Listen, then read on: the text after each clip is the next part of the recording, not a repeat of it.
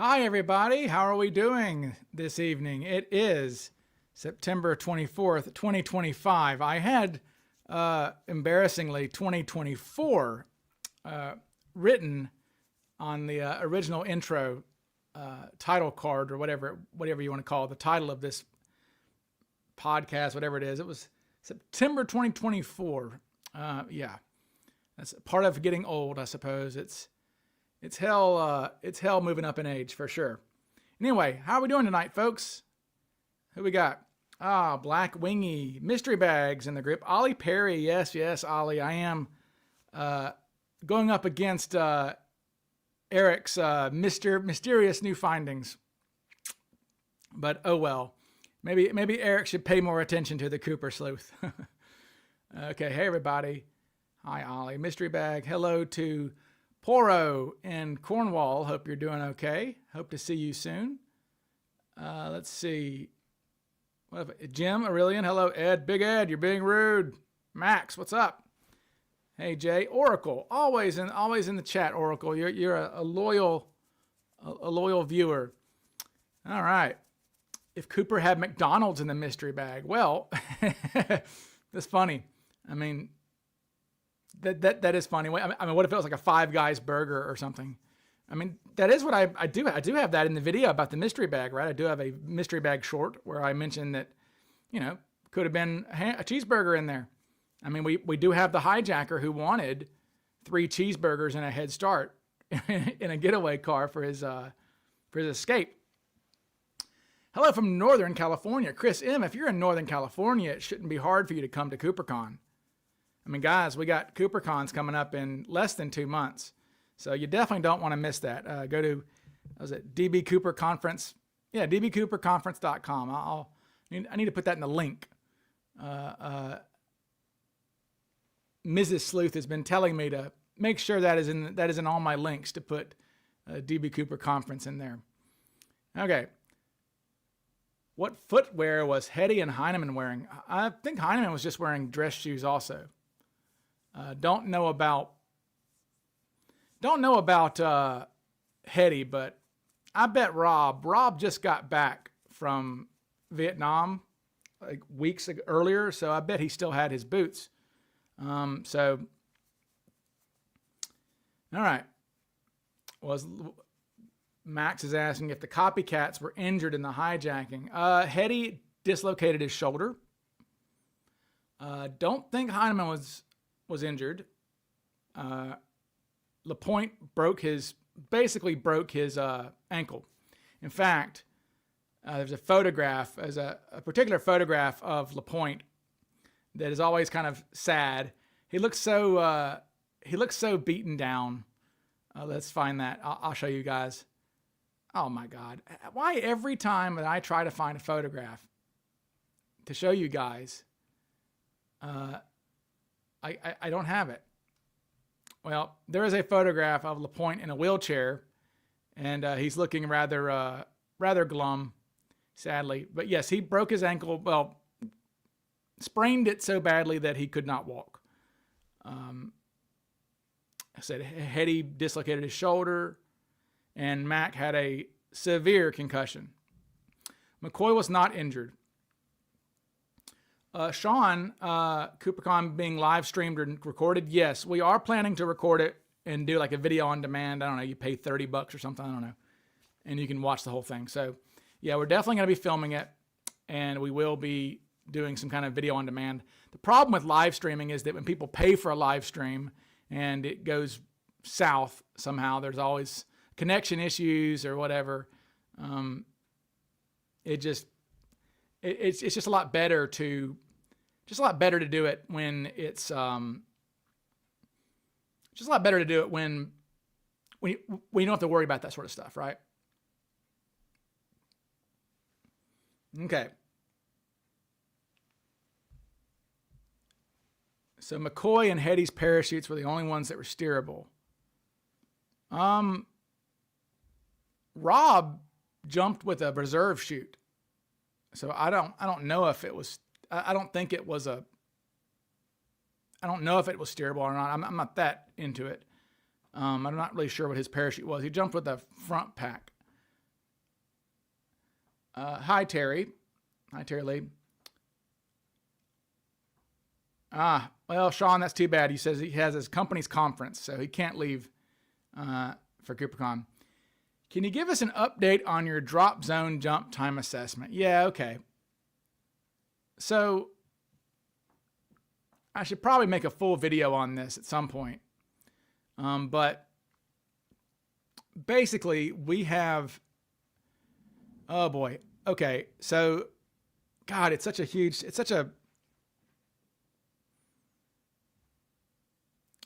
a major mea culpa. Wait. Well, Black Wingy, she says, it'd be neat to have as guests Stews who worked in the early 70s, Northwest Orient or otherwise. Well, I do believe that Sharon Weathersby, who is Max Tina, will be there. Okay, so I do believe that we are going to have a 70s stewardess, who is a hijacker. We have a Tina Mucklow proxy who will be there. Okay, so we believe that she'll be there. So that'll be cool. And maybe we'll get Nicole Legg or somebody to interview her. But yeah, Sharon will definitely be there. I mean, not definitely, but we're pretty sure she'll be there for the film premiere or whatever it is. Okay. But I was talking about the time of the jump. Oh, wait, here we go. Hey, John, thanks for the super chat. Hey. Did the FBI ever rule out the Arkansas guy as even an accomplice? Coincidences happen, but this was crazy. Yeah. Joseph Henry Johnston. Good Lord. I mean, you talk about a coincidence, right? I mean, for those, as a refresher, for those who don't know what we're talking about, suspect number one, the first suspect to get a dedicated case file from the FBI in Nordjack was a guy named Joseph Henry Johnston. So the day after the hijacking, the next morning, Arkansas FBI agents received a tip from somebody saying, hey, I know who this was. I know exactly who this was. This was a son of a bitch named Joseph Henry Johnston. And the FBI in Arkansas go, okay, well, tell us more about this guy. And he goes, well, and so they researched this guy. And yeah, Joseph Henry Johnston was a thief. He was a career criminal, essentially. He had assaults, robberies, forgeries, counterfeiting, false pretenses, all kinds of things. But he was also an unlicensed pilot. Okay, we have we have several accounts of him being fined for flying aircraft without a license, flying aircraft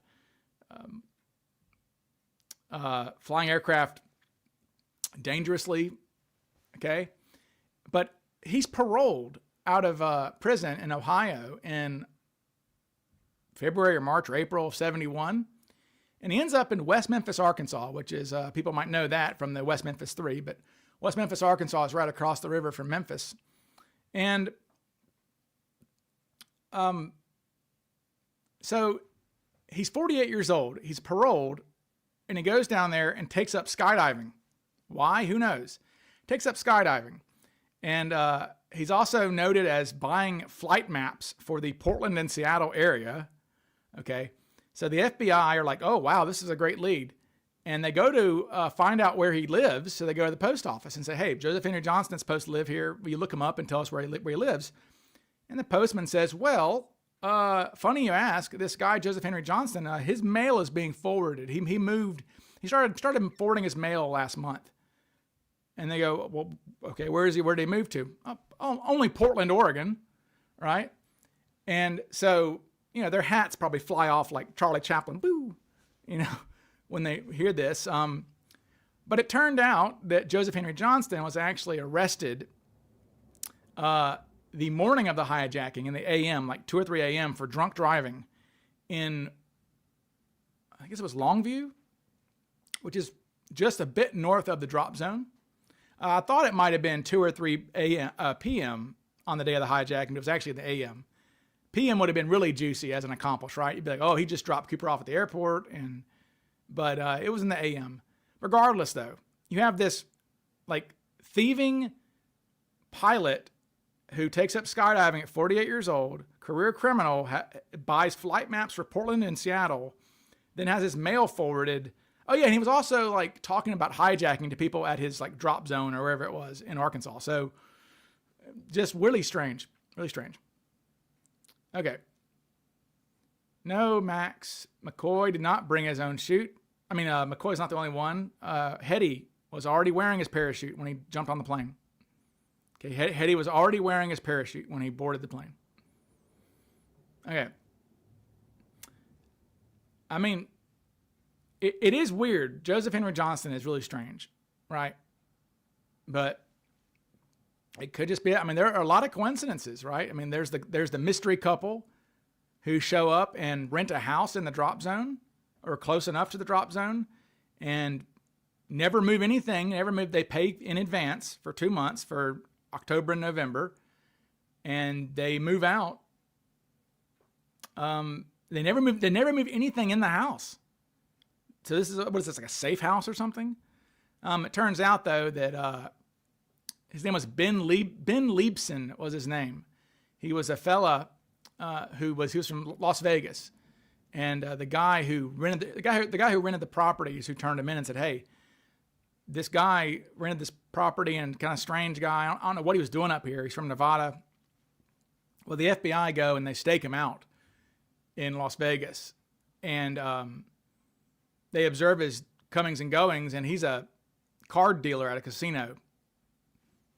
And nothing unusual about his life, except the FBI file does say he seems to, literally, this is what it says. It says something like, he seems to hang out with Negroes, Mexicans, and other hippie types. Like, okay. But wouldn't it be wild if it was an Ocean's 11 type thing with all these people in cahoots? That's funny. Oh my God, that would be a really funny, like, alternate fiction to take Joseph Henry Johnston, and you can have this Ben Liebson, the guy there. You could have Gary Samdahl. You could have, Gary Samdahl was the air traffic controller who was on a Northwest Orient jet, 727, the day before the hijacking, going up there going, hey pilots, I could jump out the back of that thing, couldn't I? And they're like, maybe. He's like, well, I bet I could. I'm a good skydiver. I bet I could jump out the back of that thing. And they're like, why would you want to? He's like, I don't know, just be for fun. I could do it. And they land in Portland, and the next day there's Cooper. And of course they reported him. They're like, and what's funny is they reported him, I believe, before the hijacking even occurred. Like the next morning, they were like, hey, there was a weird guy on our plane asking some strange questions. He was an air traffic controller out of Chicago. But yeah, that's Gary Samdahl. Okay. But the stewardesses saw his photo and said he's too young and too good looking. And there's that good looking again. And I actually found a picture of Gary Samdahl, a good quality one. I'll show it to you. Took some doing. I won't say how I got this guy's photo, because that would be creepy. But I really wanted a clean photo of Gary Samdahl. And I did get one. And where is he? Folks, I sometimes want to hurl myself off a cliff because of how foolish I am when I download these things to show you guys, and it always lose the son of a gun. Where in the hell did my Gary Samdahl photograph go? Bloody hell. Oh man. Well, he doesn't look like Cooper. And here I am all proud of myself going, you know what? I got this photo of Gary Samdahl, folks. And I don't have it. Son of a gun. You know what? Screw it. I'm going to find this. I can't leave the good folks hanging. I've got to find my Gary Samdahl photograph. The fella who was asking about all this stuff. Oh, bloody hell. do I really not have, oh man, I'm so mad at myself right now. Where in the hell did my Gary Samdahl photograph go? I am really upset because I had it all pumped up to show you guys. Oh well, sorry. No soup for you, said the soup Nazi, and no Gary Samdahl. But he did not look like Cooper. Anyway, okay. Hi Nicole. We are all but clueless apes. Yeah, pretty much. My gut tells me the real Cooper looks like Composite A. The timing of that drawing and the quality of the artist speaks to it. Roy Rose has an interview on YouTube. Yes, he does. Roy Rose was interviewed by his grandson, Brian, who I've communicated with before. I got a really good photograph of Roy Rose from Brian, so I am really thankful to have gotten that photograph of his grandfather, but for my book. But anyway, yeah. I mean, look,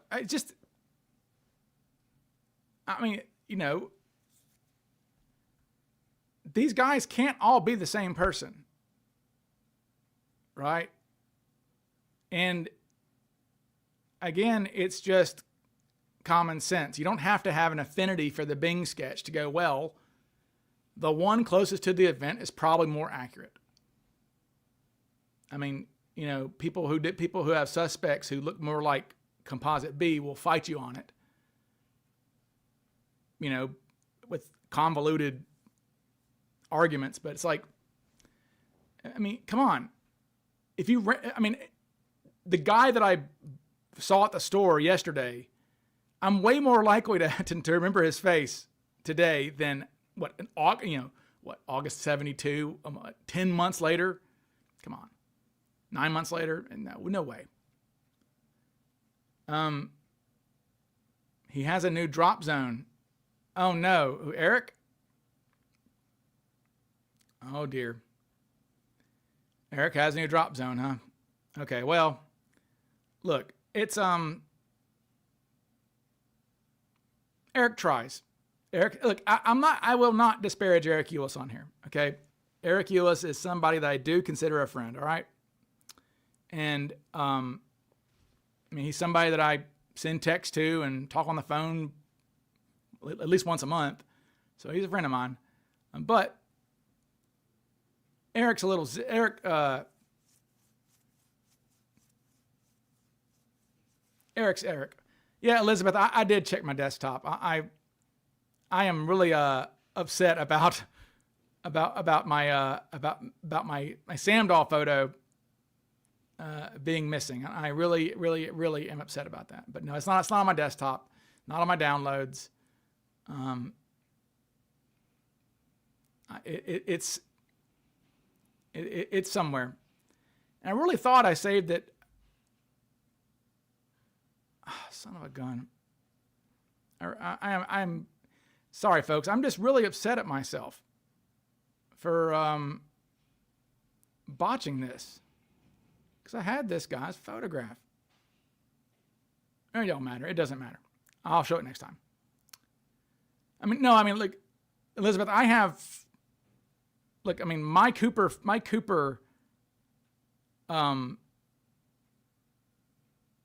my Cooper folder right now, let's see. My current Cooper folder has 128 separate folders with 5,492 files in it. Like that's pictures and things. So yeah, I'm really pissed about this. Really mad about this. But anyway. Okay. Gary's photo equals the hair slide. Yeah, I know. It is weird that it would just disappear like that. Maybe if I do it that way. No. Maybe it's on my other computer. I don't know. That's such a bummer. me as a...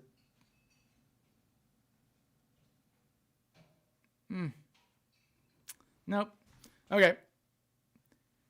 On to the next thing. Why did Himmelsbach say, good question, here we go, good question here. Why did Himmelsbach say Cooper was foul-mouthed and used foul language? Did Tina or Flo say that in their statements? No. No, they did not. So, all of this comes from Ralph Himmelsbach, and I am almost a gazillion percent positive on this, is that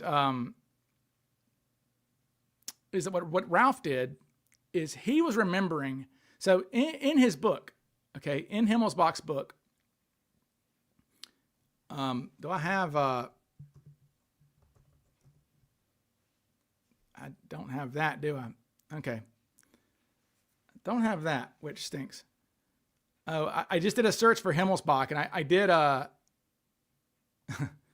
did find, searching for Himmelsbach's file, searching for that file for Himmelsbach, I did come across an old animation I made for Himmelsbach, which I don't know why I thought it was funny, but I don't know why the things you come up with when you're delirious and want to make Photoshops. Like I wanted to do because I thought Himmelsbach looked like Bella, or whatever that guy's name was, the guy who did the 96 Olympic team, you know. So I thought he looked like that, Bella Caroli, or whatever that guy's name was. So yeah, I just thought that was funny. I don't know why, but anyway, yeah.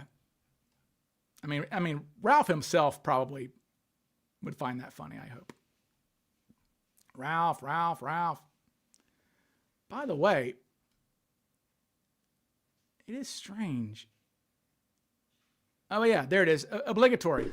Ralph. Any Himmelsbach mentioned. So, Bella Carolla, yes, thank you. Okay, on to Himmelsbach. What happened there is a guy, and this is like, again, I need to do a better job. Okay, I need to do a really good job of like file names. Okay, like making like my file names better or something, like making them more easily accessible so I can assist you guys.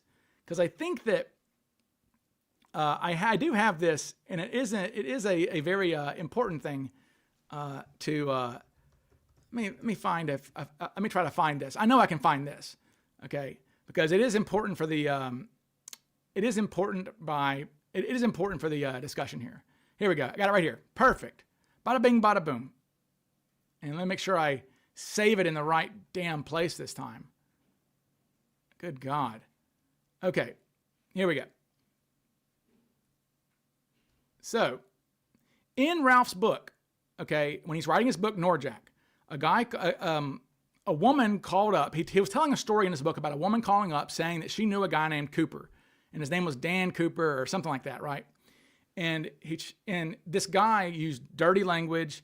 His fingers were stained with, his fingers had tobacco stains. He had these piercing black eyes or dark eyes, you know, all this other stuff. Vulgar. And there is no indication at all that Cooper had these traits. Okay. But Himmelsbach, for some reason, in like the 2000s, when he was getting into his older age, described Cooper as this guy. Because look at this. This is him describing this guy. She says, one of the boys, the woman said, later went into military service and after his discharge went through several marriages. She described him as the kind of man who took advantage of women, faithless. He would live off women, use them. His language was coarse, and he was a smoker, a heavy smoker, whose fingers were stained from the curling vapors. He had slender facial features, brown hair, a dark complexion, and nearly black, piercing eyes.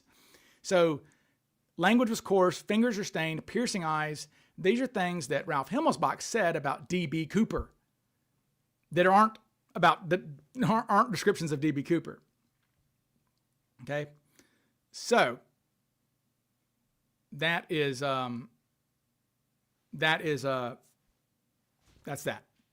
Okay, Himmelsbach was just misremembering the real Cooper. What else we got?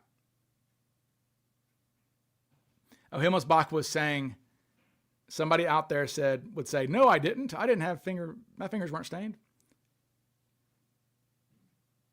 Tosaw's book has Cooper saying, hell, McCord is only 20 minutes away. I mean, maybe. I mean, we don't know what he was saying. I mean, the thing about Tina is, look, Tina's a saint. Okay, Tina is a sweetheart. Tina went, oh, hi there, Tina Mucklow. Faux Tina Mucklow. But Tina's a sweetheart. Tina spent her life doing social work. She has a degree in social work. She ran a soup kitchen in Portland or somewhere, Eugene, I think, for, I don't know, 15 years, something like that. She's a real empath. I mean, she prayed for Cooper while she was being hijacked by the guy, right? So I don't think Tina would have thrown Cooper under the bus, right? And like I said, if you look at her body language, she does say, she's like, although he was impatient a few times, he did, you know, blah, blah, blah.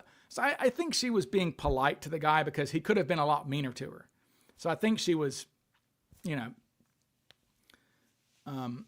Max, you're just was LaPointe, Heineman, and Hetty decorated soldiers like McCoy? No. I mean, they were combat veterans. I assume Heineman. I mean, I don't know Heineman's record. Seemed like he was a radio operator on a bomber, and he would have been. Let's see, he was born in Heineman's actually born 60 days to the day before me. He was born July 5th of 1922. I'm July 5th, 82. But so he would have been a little older. So he probably joined up earlier in the war. So, I mean, I assume he may have seen combat. But we know for sure that LaPointe and Hetty were combat veterans of Vietnam. So Heineman would have seen service in World War II. But no, none were as decorated as McCoy. McCoy was a legitimately decorated. I mean, you put him up against anybody short of Audie Murphy, and he stacks up really well. Okay.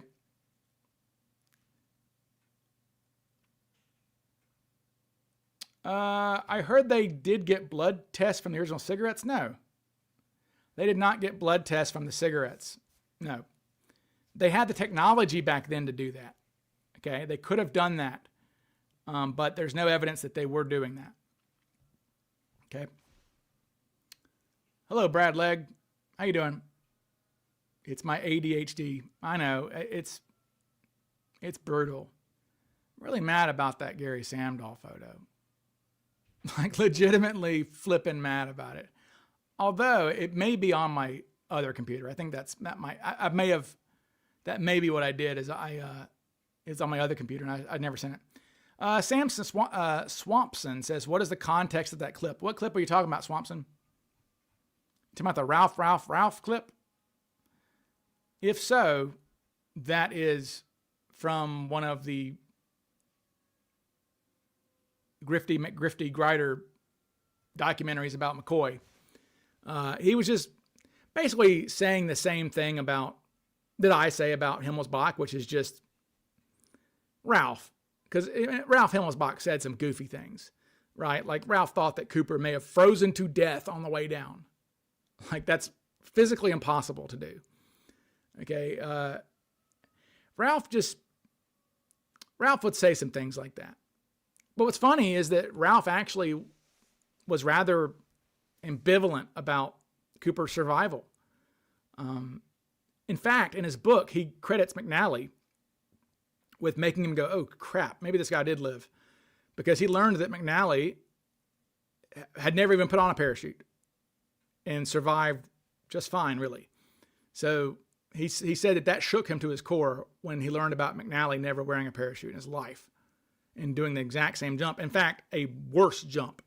Mac was probably going, twice as fast? Almost twice as fast as Cooper. Okay, Mac probably set a record for recreational skydives. Should I have an Eric? Now that is all of yours misfortune for missing the Eric Eulis Ryan Burns freakouts. He and I used to, on Facebook Live, we used to have some blowouts because Eric is very stubborn. Okay. Very, very stubborn until he's not, though. that is the great thing about Eric. Two things about Eric that I will say are positive traits. Okay. Now, some people may not think one of these is positive, but I think it's positive. Two things positive. Eric is quite literally the most magnanimous person I have ever encountered in my life. Okay, this is a guy who does not hold grudges if you disagree with him. I mean, he is very forgiving. He is not like, I said some things to Eric out of anger, debate anger that he could have been upset with me about and wasn't at all. Okay, Eric's very, very generous like that. Okay, he's generous to people who disagree with him almost exclusively, unless they're real pricks. He's not like Blevins, which, go figure. He does not like Grider, which I don't like Grider too. After Grider, I would say betrayed me. I gave Grider a chance. People were like, don't go on his show. Don't give him a chance. I did. I regret it. But I think I had the last laugh. I think I blew him to shreds on the parachute. And I wouldn't have done that so hard if he hadn't been such a jerk. But yeah, dude's a clown. He's a clown. Okay. Crispy Bacon, a funny name. Crispy Bacon is the name of that pig in that meme of the pig with no legs or whatever. In that meme where the news reporter keeps laughing about the pig named Crispy Bacon. Crispy Bacon says, I like the Lewis River Road sighting video. I liked it too. It got 50,000 views or 30,000 views. No tie, white shirt. Could this really be Cooper? It just doesn't make sense for it to be Cooper. Look, you can see headlights coming far away at nighttime. Like miles. There's no street lights or anything. This is in the blackness of like a road back then. Okay. You see headlights coming miles away. It's so simple to just dip off the road. Okay. What eliminated Samdahl as a suspect? The stewardesses, they said that he was, do I have, the stewardesses said that he was too young and too good looking. So, yeah, you are bringing up a sore spot, as a matter of fact. It is it's definitely a sore spot with me that I have botched the Gary Samdahl photo reveal so embarrassingly. Okay, but anyway, no, he was just one of these guys who, again, right, too young and too good looking, as they say. Okay, doke. Where did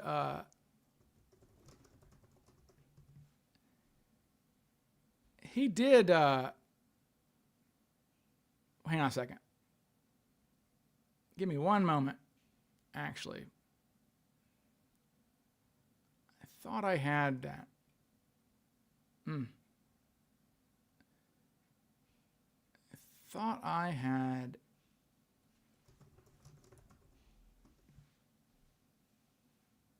No. Anyway. All right, back to it. Questions. Where we go? What's my favorite Cooper song? Okay, I like It's Okay, Max. I like the Skyjacker. It's called The Skyjacker That Got Away. It's by it's a rap song. Elizabeth, thank you for the super chat. Thank you for the super chat, Elizabeth. You're sorry. It's okay. What's your favorite Cooper song? It's called like The Skyjacker That Got Away. It's a rap song. You can look it up on YouTube after you're done watching this. Okay. Eric Eulis already solved the case. Yes, multiple times he solved the case. Eric has solved it multiple times. Well, okay, number two, I forgot. Number one, Eric's very magnanimous. Number two, Eric will admit when he's wrong. Okay, too many Cooper people will not admit when they're wrong. Now, granted, Eric jumps the gun, and so he has to admit he's wrong a lot. But at least he does that. Okay, Sheridan Peterson, he admitted he was wrong on that. Vince Peterson, he admitted he was wrong on that. Dale Peterson, he admitted, I'm sorry, there's not a third Peterson. That would have been funny if his latest suspect was a Peterson. Okay, but he had that Mr. Magoo guy. That one suspect who had like the Harry Carey glasses. I was like, okay, I don't think Cooper was doing that. Scribble, thank you. Scribble is the rapper's name. I've heard Nikki Broughton here do some freestyle rapping. Nikki can rap. Will Rob Hetty be at Kiggins? I don't think so, sadly. Well, thank you, DB Cooper. I really appreciate you. The Ghost of DB Cooper by Goodnight Texas. Good one. There's also another DB Cooper song by a girl, and I forget that one too. Okay. Todd Snyder's DB Cooper, of course. I like the one that Darren has at the end of his podcast. I like that too. Bruce said he was wrong about the loafers. That was said a lot early on. Cooper wore loafers. Yeah, that comes from a 1981. So a couple things come from the 1981 AP article. They get a couple things wrong. The loafers comes from the AP article 81. So remember, AP articles, if they write their article, Emily Yasina, that's it. Yep. It's a nice little, it's a very chill song. But anyway, loafers. 81 article, okay, was an AP article, so it's printed in like 400 papers, so it's very easily accessible. They mentioned loafers. That's the first time you see him having two bourbon and waters, I think. Okay, that's the first time you see that. And I think that's why I think that Tusaw sometimes relied on things that outside the crew, because Tusaw also says two like bourbon and waters, I think, which could have been a double. Flo could have given him a double. So I think we discussed this, that maybe Flo gave him a double. But regardless, Cooper did not drink the whole thing. He spilled it. Oop. You know, that's what I need to do. I need to have a image. Why do people think Cooper didn't jump? Is it not obvious? Is it not obvious? Some people are dumb. I mean, that's just life, right? Some people think, you know, a cruise missile hit, you know, the pilotless planes crashed into the World Trade Centers, right? I mean, you can see the video of it, right? It's just like people are silly. But that is a stupid theory. I mean, we've got tons of evidence of them ripping the floors apart. I mean, they checked passengers' luggage. I mean, they checked the hell out of that plane. Look, I mean, if there was any chance there was a bomb on the plane, they tore it apart. We have the documentation that they removed the floor panels. They removed all the side panels. I mean, they were looking anywhere that a hoagie sandwich could fit. They were looking for a briefcase. And there was no briefcase. All right. How confident are you that the case will ever be solved? Less and less as the days go on, right?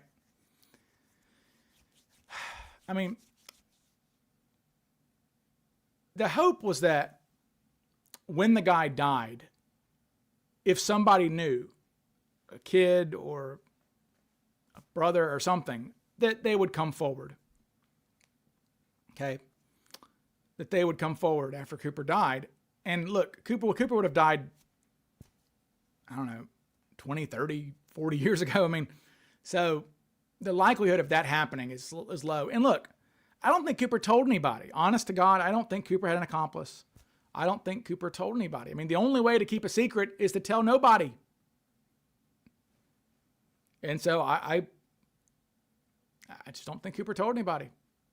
Maybe he had nobody to tell. Right? I mean, the guy was he may have been a loser. I mean, all the other hijackers were either mentally ill or they were losers. Oh, okay. Yeah, thank you. Wow. What a lovely super chat, RS. Okay. Well, for that, I will certainly do a deep dive real quick with you guys on that, okay? So what we have is the oscillations report, okay? So we have the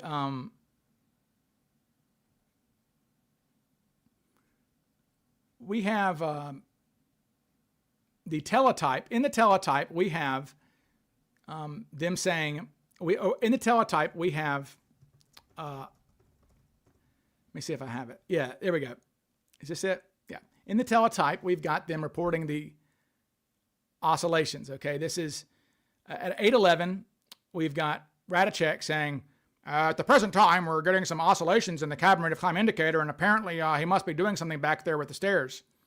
Well, teletypes are like Twitter. Okay, these things are called teletypes. This was somebody listening in, like a stenographer, essentially. Somebody listening into real-time radio communication and just typing up something. Okay, so they don't always get everything. Now, there was a recording that Northwest Orient has that who knows where it is, but there is a recording somewhere of that. Okay. Now, the FBI have a document where they show out the actual what Radicek's actually saying there. Okay, not the Twitter version of it, but the real thing. And in it, when he's saying we're getting some oscillations in the cabin rate of climb indicator, suddenly, and it says like in parentheses, it's like, he turns his head. So Radicek, so the cabin rate of climb indicator is behind Radicek. It's on Andy Anderson's panel, engineer's panel. Radicek turns his head, okay? And I think that I actually have for my video that hasn't come out yet, I'm working on, I do have that. I do actually have a visual of that, or I thought I did. Actually, I don't. Well, again, I don't. Hard night.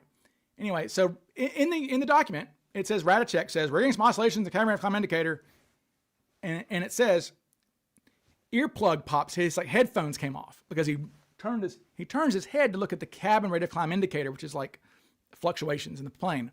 So he turns his head and it pops off. And Radicek says, excuse me, my earpiece came out. Blah, blah, blah, blah. And it says, excuse me, my earpiece came out. And in parentheses, it says, co-pilot felt a pressure change in his ears and turned his head to look at the cabin rate of climb indicator. That's the pressure bump. Okay? So the pressure bump happens at 8:11, 8:12. Okay, something like that. Not later when they're over orchards. That's it. We now have an FBI document. We've had it for years, but it's kind of been overlooked by some people, self included. Okay, because I was never into the drop zone. I was never into flight path discussions. Never into drop zone discussions ever, because it doesn't matter to me. Because I don't think any evidence is there anymore. I think he's long gone. I think he took it with him. It's my thought. Okay, so I never really cared about the drop zone. But we've got an FBI document. The full length of that 8:11 call is, excuse me, my earpiece came out. Blah, blah, blah. And the FBI would not make that up. Knowing how the FBI works, they do not put anything in a document that is like made up. So it very clearly, they wrote, co-pilot turns his head because of sudden change in pressure. That can't be any more clear than that. So Cooper's jumping at 8:11, 8:12. It's that simple. Okay. Eric says he'll be live in 30 minutes. Well, you're free to go watch Eric Eulis talk about something. Okay. But thank you for the super chat, RS. I really appreciate you. And I will have to make a longer video on that. And there's a major mea culpa. Look, for the longest time, I really thought that it was orchards. I thought it was further south than Battleground. Okay. And I just don't think so. I think that it's very clear now that the pressure bump happens at 8:11, 8:12. We're not too sure, but right around there, maybe even earlier. maybe 810. Okay, but I'm gonna say 811, 812, just to be, and that puts him, an 811, 812 jump puts him landing in the FBI drop zone, landing around Highland. Highland is a tiny little community there. You can find it on Google Earth. That's where, if Cooper pulled quickly, if Cooper pulled 8,000 feet, 7, whatever, he's going to land near Highland probably. If he pulls low, okay, he's going to land a little bit east of Le Center. Okay. What happened to Cooper's glass? Well, it was a plastic cup, and they did test it for fingerprints, but nada. What footwear would you say he's wearing? Well, I think Little Coop has the best version of it, okay? So his shoes were described as ankle-high, non-tie type shoes. So this is kind of what I'm picturing. All right. Now, they could have been something a little different, but that's why Little Coop has that. Is there we go. Not ankle high. She called them brown pebble grain, non-tie type shoes. And that's kind of, there were shoes like that back then. There are shoes like that now. But that is, yeah. There we go. A little Coop. Another super chat. Wow. Thank you so much, everybody. If an IQ of 100 is average and 115 is smart, wow, maybe it takes 130 to be a PhD scientist. Well, okay. What would you estimate his IQ is? Oh boy, that's so hard to say, isn't it? Because like somebody like Mac, take Mac for example. Mac has a very high IQ. Okay. Mac is very freaking smart. Again, Mac, F. Lee Bailey called Martin McNally the best jailhouse lawyer of all time. Okay, look, Mac was convicted in 1978 for 2 extra hijackings for trying to escape. He was convicted and appealed his conviction. He hand wrote a 250-page appeal to the U.S. Supreme Court and won. That's right. Martin McNally hand wrote and bound in shoestring a brief and won. Okay, had his convictions overturned. Okay, so Mac is a genius, but he is, as geniuses often are, troubled sometimes, right? And so I don't really, I mean, you would say that somebody who would do this sort of thing's not very smart, but Rob Hetty's an accountant, right? Rob Hetty did this. Rob Hetty's a smart guy. I mean, Rob Hetty's dad was a professor of metallurgy. Go figure. But Rob Hetty's dad was a professor of metallurgy at like Fresno State or somewhere like that. And he did this. I don't think McCoy was that particularly smart at all, to be honest with you. Wasn't dumb, but I don't think he was smart. I don't know LaPointe's intelligence, but I mean, Heinemann was considered to be capable. I think Heinemann had mental illness pretty badly. He seemed like a little bit more of the typical hijacker who was a little bit had some schizophrenia going on or something like that. But he wasn't stupid. And people who knew him thought he was a smart guy. They said he could take apart TVs and things and put them back together for fun. So he was a smart guy. But yeah, criminality does not preclude intelligence. Yeah, Skip Hall Skip Hall seemed to have a lot of brains to him as well. Look, Garrett Trapnell. If you know the McNally story, right? Garrett Trapnell, legitimate genius. John Douglas, the mine hunter, right? John Douglas, the FBI's, the guy who invented profiling, right? He said that Garrett Trapnell was the scariest person essentially he ever interviewed.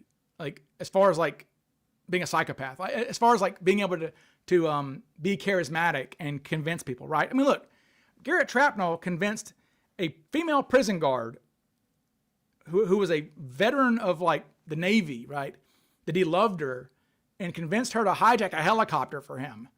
Okay. Then Garrett Trapnell convinces and gets her killed. Then Garrett Trapnell convinces her 16-year-old daughter to hijack a plane for him. Okay. And McNally, right? So wild stuff. But John Douglas said Garrett Trapnell was, and he was a career criminal, but a genius, you know? Okay. Oh, I've listened to almost all of your videos and live streams at work. You've convinced me it's Ted B. Braden. Well, I mean, a lot of folks like Ted. Problem is Ted's a little short. Okay. Maybe a lot short. Okay. He was not a big man. Okay. And I just think Cooper was bigger than average. I just feel like you have to be a little bigger than average for, you know, Tina Mucklow to go up as high as 6 feet tall. Florence Schaffner's first report is 6'1", later amends it to 6 feet tall. Alice Hancock says 6'1". Hal Williams says 6'1" plus, right? I just, it's hard for me to believe that somebody could be 5'7", and I think Ted was maybe 5'7", and pass for 6 feet tall. That just, I mean, I know that people can mess up height, but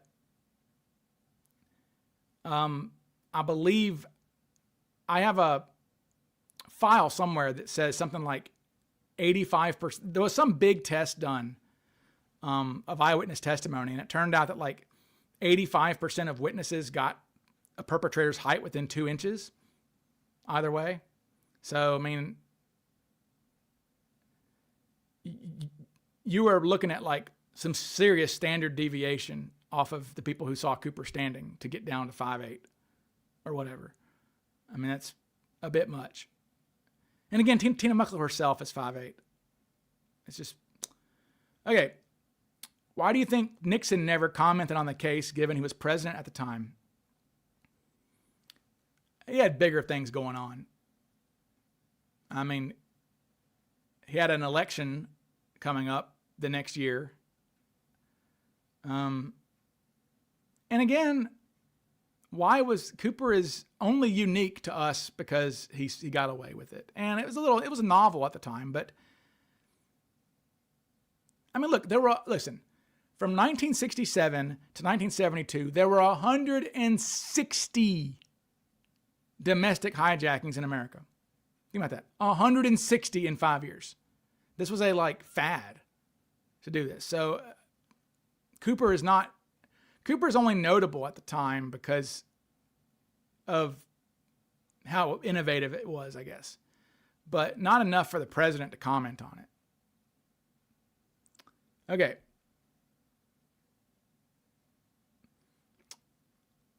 Maybe Cooper had a heel on his boot. I think for someone who's 5'7" or 5'8" to be described as 6'1" plus by anybody, you'd have to have some David Bowie, Ziggy Stardust heels, right?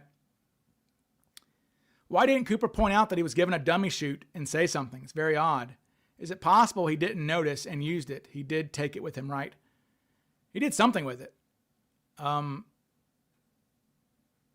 Tina says that Cooper, we don't know which parachute. I mean, I think we don't know. The thing is, we don't know which parachute that Cooper used when he,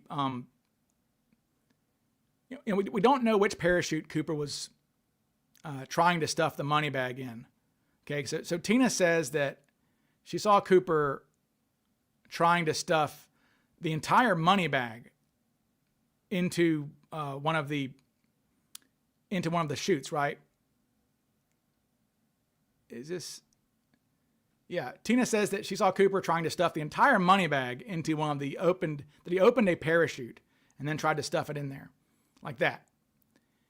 And that does not even come close to fitting if you do that. I've tried it. It's, in fact, that image there is me doing that.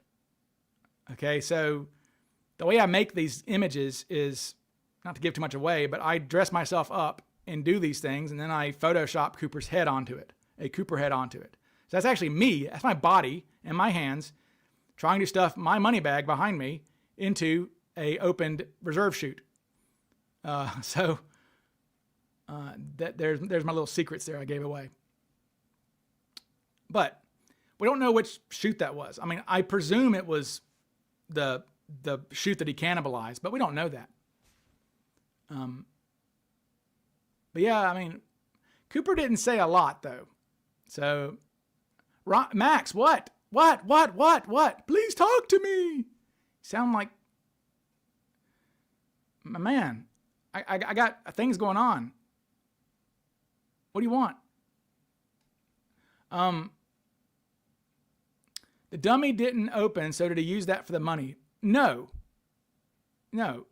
He tried and it didn't work.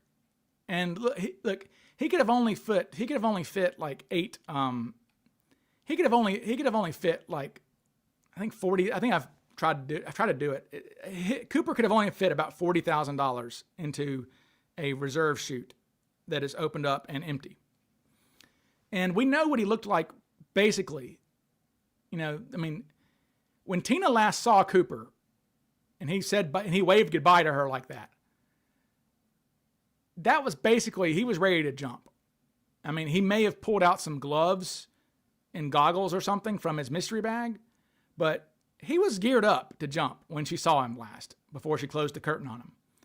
And he did not have any extra bag tied to him or anything, okay? The briefcase wasn't tied to him. I think he would have already had that stuff tied to him.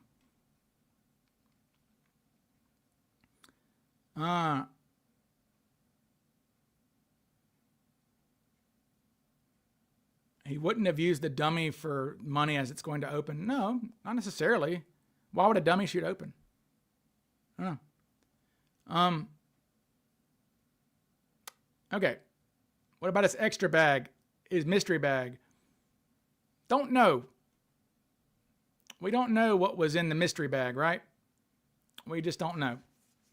I mean, somebody asked earlier, well, what would I put in there? Flashlight, a canteen for sure, a fresh pair of socks. Okay. I don't know. A pistol for sure, although he probably had his pistol on him in his coat pocket for all we know. But a pistol would go in there. Gloves for sure. Canteen, absolutely. You got to have water. Maybe some food of some sort. Who knows? But whatever it was, right, was not used in the jump. I'm sorry, whatever was in there was never used during the hijacking. Because the only thing that Cooper miracled out of his body that Tina saw was a pocket knife and matches and an extra set of matches or whatever, and matches and cigarettes and pocket knife. Nothing just emerged out of thin air for Cooper. Okay, so whatever's in the bag was only to be used clearly for the jump or for his escape.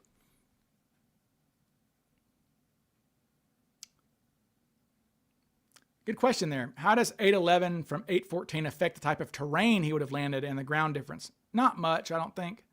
If you look at, I mean, this is an overlay of, this is 811 essentially.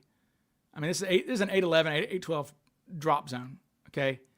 I mean, you've got thick stands of trees and some hills, some rolling kind of hills and fields and things like that.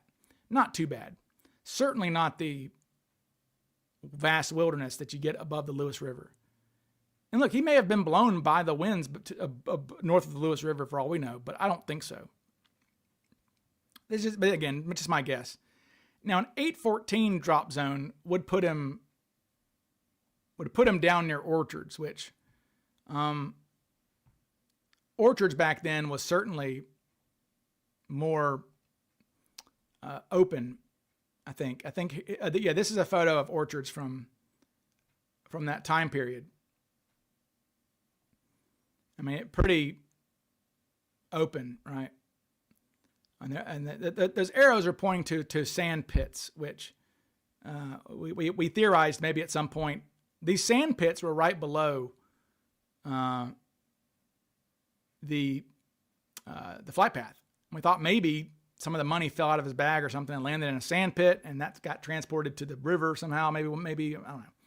But the Fazios, as far as we know, the Fazios sent sand out. I don't think they brought sand in. Okay, so I think they sent sand out.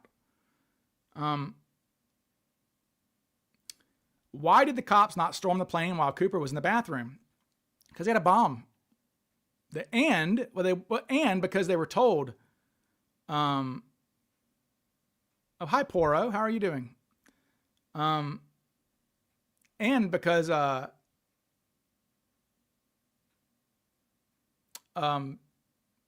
distracted there. What was I talking about? Somebody remind me. My God, what happened there? How much of the money was found? $6,000. $6,000, 3 packets of $2,000 apiece. Okay.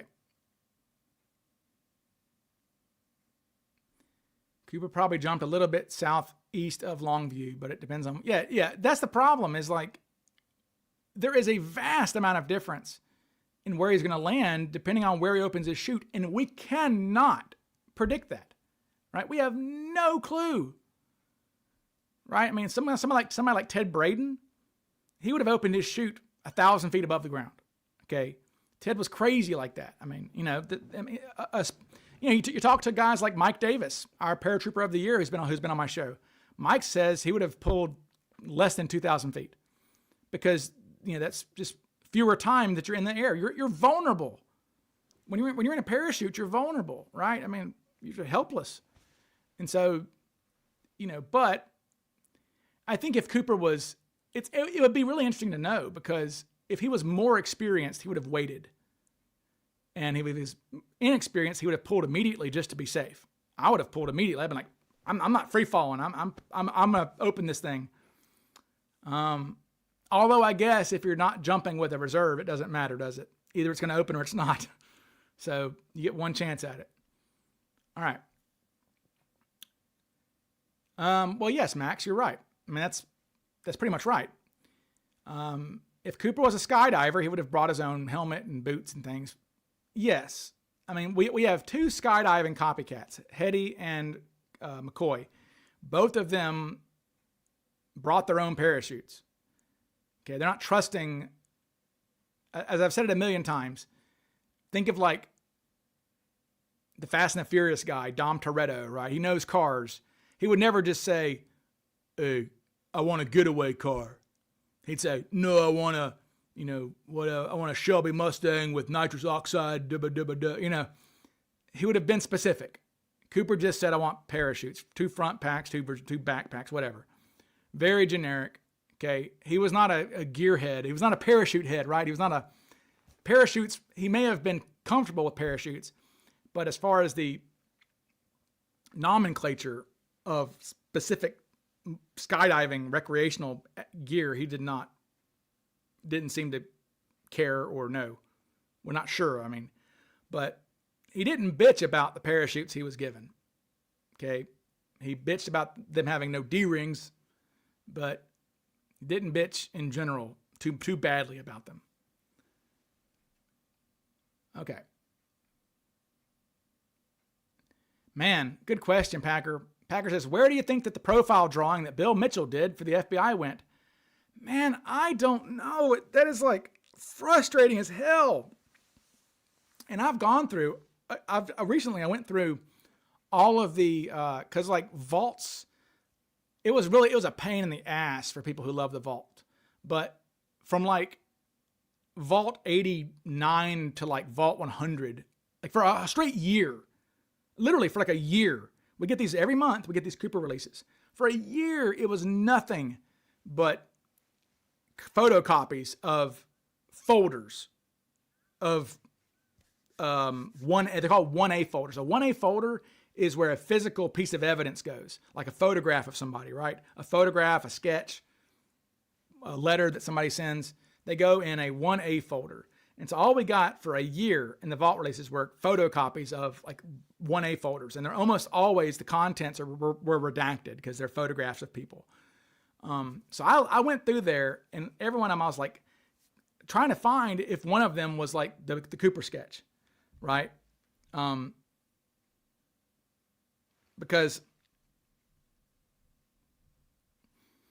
I went through there because yeah. So for those who don't know, I'm sorry, I'll backtrack. Bill Mitchell told me just like randomly the other day, like last year, is like, oh, you know, I made my own sketch of Cooper and I gave it to the FBI. I was like, what? He was like, yeah, I made a side profile sketch of Cooper. I was like, are you serious? He said, oh yeah. I never got it back from him. I don't know where it went. I mean, that matters a lot because we don't know how long Cooper's nose is. I could have a button nose. Like, I have a short nose, I think. You know, or he could have had a long. The only line we have about the length of Cooper's nose is Robert Gregory says that Cooper had a long nose. Okay? A long nose. That's one of his lines. That's it. That's the only indication we have of his nose length. So a side profile sketch would have shown us the turkey neck, would have shown us the nose length. These things matter. And what's frustrating is that the FBI knew this. We have an FBI file where they're like, we need to make a side profile sketch. Ask the witnesses who could make a side profile sketch. And I believe Tina said yes, she could do that. Bill Mitchell said he could do that.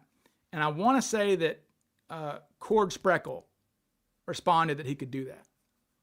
That he could give a side sketch of his profile. But that's it. And they never did it. They never followed up on it. And it's a bummer. And yeah, that's another revelation. I mean, look, Cooper had sideburns, people. Look, Tina lands, they land in Reno, okay? And the very first, and in Tina's description of Cooper, right? What does she say in Tina's description of Cooper? Where is it? I think I mentioned it somewhere. Let me try to find that for you. There it is. Yep, right here. So in the very first, in her very first description of Cooper, all right, this is how Tina described Cooper. So, and this is an often overlooked, I mean, this is a majorly overlooked trait of Cooper, I think, that we are forgetting on this fella, is that she said that he had sideburns partially past the ears. Partially past the ears. That's longer than my sideburn. I mean, that's basically me, right? So, Cooper had sideburns partially past his ear? Interesting. Very interesting. Now, granted, that was beginning, somebody pointed out that in the video of the passengers leaving the plane, you can see a good bit of them have sideburns. Like a good bit of the middle-aged men are beginning to have sideburns. So I think he was just a man of his time, I guess. Yeah, I know. Past the ear, that's true. That's the I mean, well, look, the reason why Adam says past the ear could mean so much. Top of the ear, bottom of the ear, middle of the ear. What I think is, okay, if you say that partially past ears, I don't think that like, if it's not, I mean, all sideburns begin past your ears, right? So when they say past your ears, I mean, I think it has to mean past the ears. I mean, I don't know how else. I think it has to be that way. Why did Braden leave the military? He had to. He was forced out. Forced out for reasons. He probably just went to work for the CIA, but he was forced out for desertion. Remember, I mean, they could have shot him. Okay, Braden killed a Arvin, which is South Vietnamese. Braden shot and killed a South Vietnamese officer. Then he is going to be put in the brig. He's put under house arrest when they're trying to figure out what to do with him, and he escapes and goes to the Congo and becomes a mercenary. But there's good thoughts that he was probably working a CIA op in the Congo. Okay, because you would think they would have shot him for desertion. I mean, that is executable to desert in wartime. And that's what he did, especially when you're already under, you're already being accused of murdering somebody. So Braden's just sketchy as hell. Braden is just the most sketchy dude you can imagine. He is the opposite. So this is the beauty of like a guy like Braden. And you measure up a guy like Rekka. This is why we know a guy like Rekka is completely full of shit, right? The real badasses don't tell you they're badasses. They don't need to, right? Rekka embellished everything, told everybody about what a badass he was. Oh, I did this. Now he didn't do shit. Okay. But Braden was not a braggart. It's the guys who are quiet you got to worry about. Okay. Braden is a scary individual. Like Braden is not somebody, like of all the Cooper suspects, I would not want to meet Braden in an alley. Okay. Not the guy you want to play with. In fact, we've got that great quote from one of his fellow Green Berets, or one of his fellow McAfee SOG guys, who said that, Ted scared him, that if he was in a bar drinking, he would switch his drink hand if Braden walked in so he could have his dominant hand on his pistol. He said, if Braden had ever moved too fast around me, I would have shot him dead. Because, that sketchy Ted. Ted's got a big nose too. Like, that's another problem with Ted that and I'm sorry for the Bradenites. I mean, Drew Beeson, Drew knows I love him. Okay? Drew is one of my oldest friends. Drew Beeson is one of my oldest, dearest friends in the Vortex. Okay. And Drew can be touchy about Braden, and Drew will admit that he is touchy about Braden. And he's put a lot of work into Ted. If you look at Ted, I mean, I think Ted's nose might be a little too big for my liking. Okay. I mean, when you look at, Cooper's little nose, I don't know how you get that from that. And I could be wrong, but Ted's main, I can forgive people with noses sometimes, but Ted's main problem is just his height. He's just not a tall guy. Just not a tall guy. And I think Cooper was taller than normal. It's just what I think.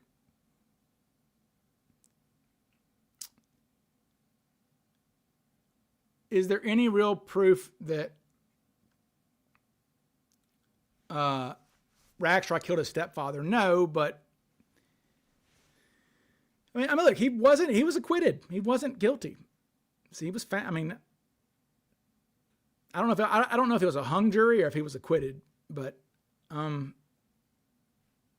the people who knew the situation believed him to have killed his stepfather. I mean, Rackstraw was a dangerous person. There's no doubt about that. He was a dangerous individual.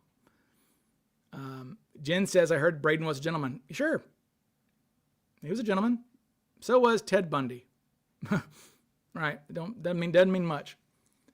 Barb Dayton's Cooper. You know what kills Barb Dayton? These. Okay. I mean, Barb's a woman. When is she growing sideburns? Doesn't work. And Barb's little too. Barb is Barb's fair-skinned. Barb's not dark-looking, right? Barb is very fair-skinned, right? I mean, look, Barb's just not. Barb's pale-looking. Barb does not look Mexican or Hispanic at all. So, yes, thank you, Ed. And that she claimed that she landed south of Portland. Yes. Yeah, she said that she landed in Woodburn, Oregon, which is like, I mean, you automatically lose when you're a suspect, when your drop zone is jacked up, right? I mean, let's think about it. Who do we got? As far as I know, Gossett, I believe Gossett said he jumped into Oregon.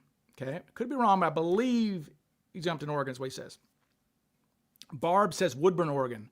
Jack Kofelt says Mount Hood. Okay. Obviously, Walter Recca in his friggin' fell into an alternate dimension and ended up 160 miles away in Clay Elum. There are others too. Who the heck is Barbara Dayton? Transsexual suspect. Yes, there is a trans suspect who look. If Barb was a better physical fit for Cooper and the drop zone wasn't completely jacked up, Barb would not be a bad suspect. I'll just say that. Barb would not be a bad suspect if she looked more like Cooper as a man. Okay? Because Barb was a very reckless individual. Barb had a death wish, I think. Barb hated, Barb obviously, especially back then, Barb was the first person to have transgender surgery in the Pacific Northwest, ever. Okay. Barb had some, I'm not going to say transgenderism is an issue, but Barb had mental things going on. I mean, everyone knew that about Barb. Okay. Very reckless, a pilot, a skydiver who was very, very, very, very reckless. Okay, was almost basically had a death wish, and had a grudge for sure. But there's just nothing there. I think Barb was a very early fangirl of Cooper. That's what I think. Okay. Said, which suspect would you want to meet in an alley? I always have to pull up my suspect grid whenever I think about suspects. I always have to have a refresher. See, who would I want to meet? Gossett, probably. I think Wolfgang would be really interesting. I could talk about ghosts and aliens with him, and it'd be a good conversation. Sheridan Peterson would be a good dude to talk to, for sure. Mark Meltzer has met two of these guys. Mark has met Sheridan and Burnworth. He liked them both. Thought they were good dudes. Yeah, Gossett for sure. What do we have? We got, James Roman is. Now, James Roman would be interesting. You have a surgeon who's also a astronaut, right? Interesting fella. French.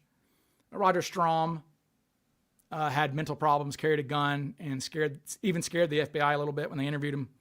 Melvin Wilson was a nice guy, but was a crook. Dwayne,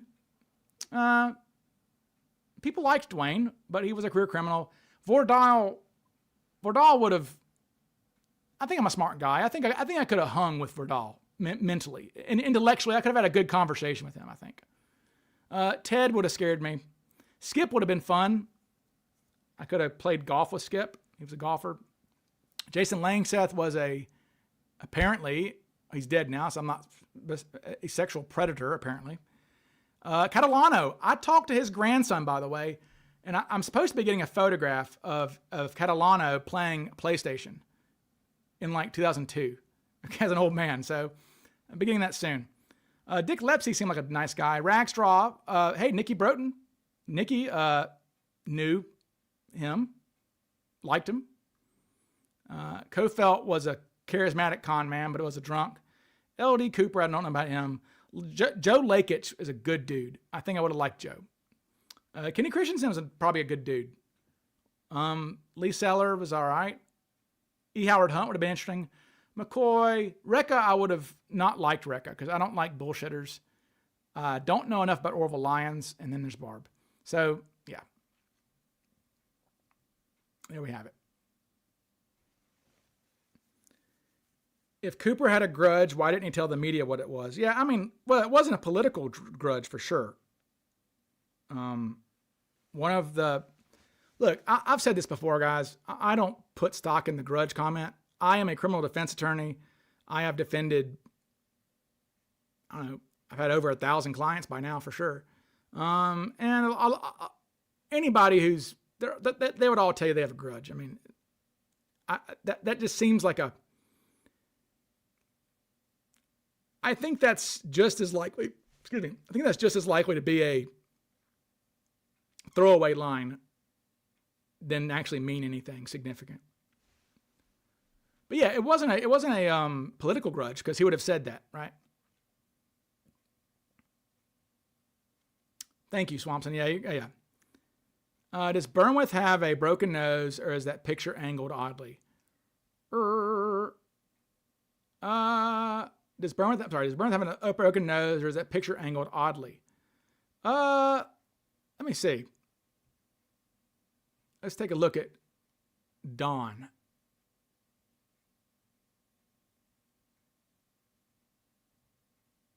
And we can see what they said. And we can see what they said about Don Burnworth too. And I believe it's this photo they saw too. I'm quite certain it's actually this photo, this mugshot of him, is the one they said, because he had just been arrested recently when they would have been viewing his pictures. Yeah, I can't tell. His nose does look a little strange. But I mean, nobody's commenting on his nose. I mean, they say, look, there we go, Robert Gregory. Burnworth's jawline, cheeks, and nose bears some resemblance to Cooper. Too young and too good looking. Man, Tina Mucklow and Flo Schaffner thought that dude was better looking than Cooper. I mean, I'm not one to speak on good looks, I guess, but yeah. Looks like one of the James Gang members. I know, it looks like Cole Younger or somebody, doesn't he? Yeah. It's funny. How did Cooper have titanium? We don't know. We do know that I'll mention it. I'll go ahead and say it. That Packer, John Limbach, came across some 1970s era like FBI fingerprinting powder, like the dusting powder. And he sent it to unopened powder. And he sent it to Tom Kay along with a Towncraft number 3 tie. And Tom is going to dust it like they would have dusted it and then put sticky stubs on it and see if possibly the chemicals that we have are actually, the tie particles are actually fingerprint dust powder. So that'll be interesting to find out. Now, the problem with that, though, is that I have never seen a document that mentions the tie being fingerprinted. We know, remember, the FBI document everything, okay? And we know what items were fingerprinted. They fingerprinted the seats. They fingerprinted the bathroom doors. They fingerprinted the stairs, the railing. They fingerprinted They fingerprinted 4 drinking cups from the trash can. I think they fingerprinted the phone. No. And again, I think a tie it's porous, or is it porous or non-porous? I get confused. But the tie, though, I don't know if you get fingerprints from fabric very well. Okay, so I don't know if. I think Larry Carr mentioned that he didn't think it was fingerprinted because it's fabric, and it's not really something that is fingerprints well. And look, Cooper. I'm saving it for the book, but sorry, save it for the book. But like, I gotta have something fresh in the book. But Cooper was not. Cooper's fingers were obfuscated. Okay, I can I am 99.9% certain that D.B. Cooper's fingerprints, he had glue on his fingers or something. I have evidence to that effect that I am pretty certain of. Okay. Porous, yes. Did they get McCoy and Mac's fingerprints? Yes, they did. They got Heinemann's fingerprints. Cooper, LaPointe, McCoy, Heinemann, Hetty, and Mac all knew the plane's aviation because of their military experience. Well, yeah. I mean, look. I think if we had a string of boats being hijacked and guys scuba diving up to the boats and things, I would be more likely to think that was a Navy guy than an Air Force guy. And vice versa, we've got an airline hijack with these military guys, all of them with aviation experience, right? Okay. McCoy, chopper pilot. Mac, 1,900 hours as a flight crewman. Okay. Hahnemann was a bomber crew guy in World War II. LaPointe was a door gunner on a helicopter. Rob Hetty was a paratrooper. Okay, so I think I don't like suspects who are Navy guys, unless they're aviation Navy, right? If you're not Air Force or paratrooper or whatever, if you're not comfortable in the air, you're probably not doing this type of thing. I mean, I've said it 1,000 times that I don't like the water. I don't like the ocean. I don't like scuba. I've never scuba dived. I've never snorkeled. I am not devising a heist about something I'm not comfortable with. However, what throws the biggest bucket of cold water on my head on this, though, is that the granddaddy of them all, the paterfamilias of this hijack, Paul Joseph Cheney, had never jumped out of a plane, was not in aviation at all, and yet this is his heist. And yes, Cooper was a copycat. Fight me on that. Cooper was a copycat. Okay. The granddaddy of all, Dr. Hubbard, the guy who interviewed 100 skyjackers, right? He has a great quote. He says, Cooper was an imitative creature. He invented nothing, is what his quote is. He was talking about how Cooper is a Cheney copycat. He was convinced of that. The FBI seemed convinced of that, and I kind of am too. Yes, Cheney was drunk. Cheney was very drunk. Look, the Cheney hijacking is terrifying. Why not just wear gloves? Well, that's a little sketchy, right? You're drawing attention to yourselves. You know, Cooper's disguise was his ability to blend in. That was his version of a ski mask. His version of a ski mask was anonymity. You blend in, you draw no attention to yourself. You're wearing gloves, you're going to draw attention to yourself real quick. Same reason why Cooper didn't put his sunglasses on until he became the hijacker. Right? You wear sunglasses through an airport or whatever, then people are going to notice. Right? Hide in plain sight. That's right, Jay. I keep thinking of the Ocean's 11 story where they're all involved. I'm gonna need a novel on this, Ryan. You know all the suspects better than anyone. I know there are a lot of these dudes that would be a funny book to have an Ocean's 11 Cooper with all the coincidence guys, right? That would be funny. Zodiac Killer used airplane cement on his fingertips. Yeah, airplane glue or whatever it's called. Why did Cooper have a drink if he didn't finish it? Well, he spilled it.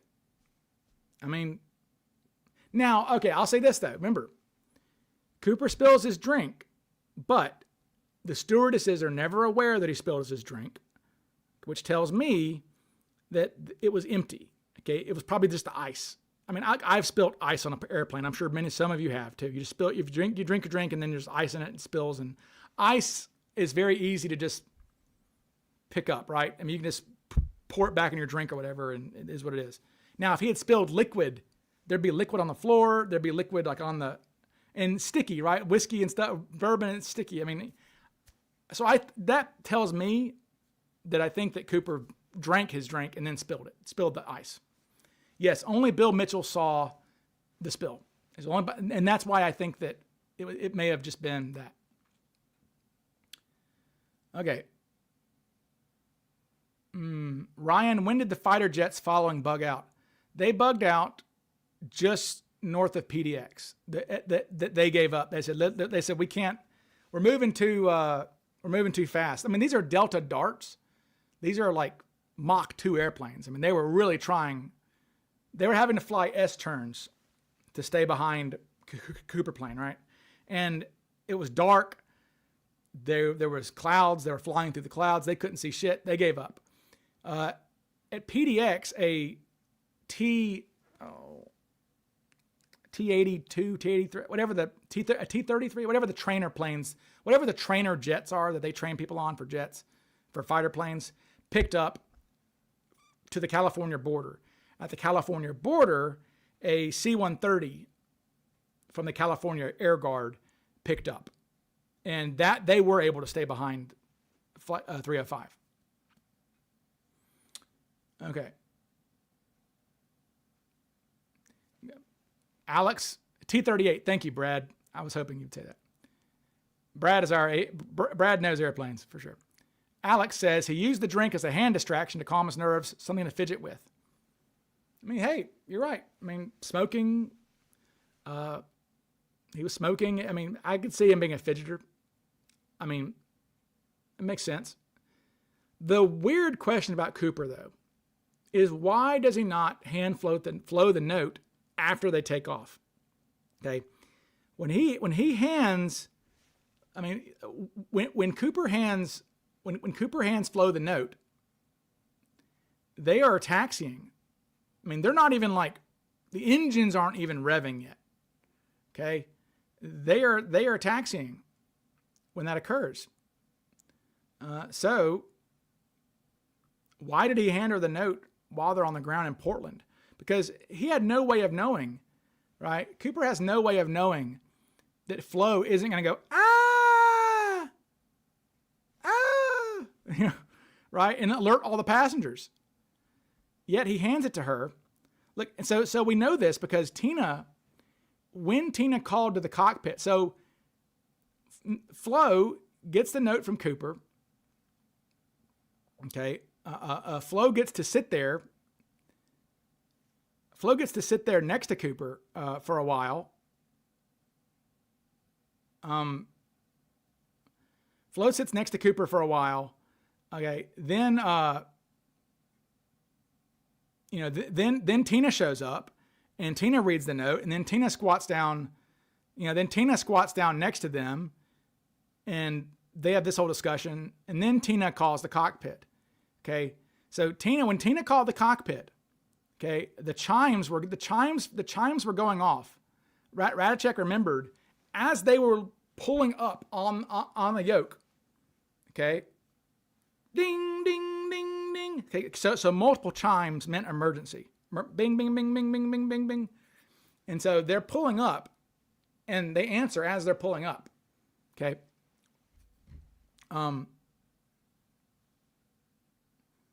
They answer as they're pulling up.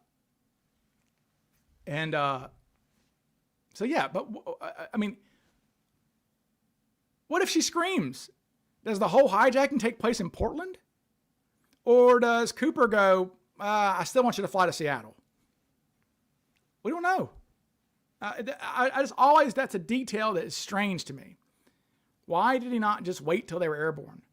Okay. As far as I know, every other copycat hijacked when they were in the air. Well, no, I'm wrong.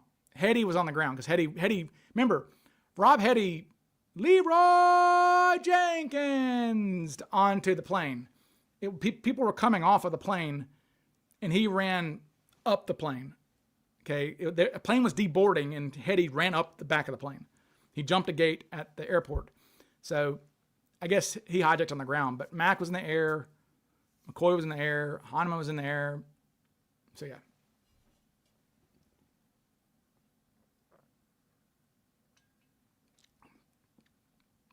Do I believe Cooper hid the rest of his money in the attic?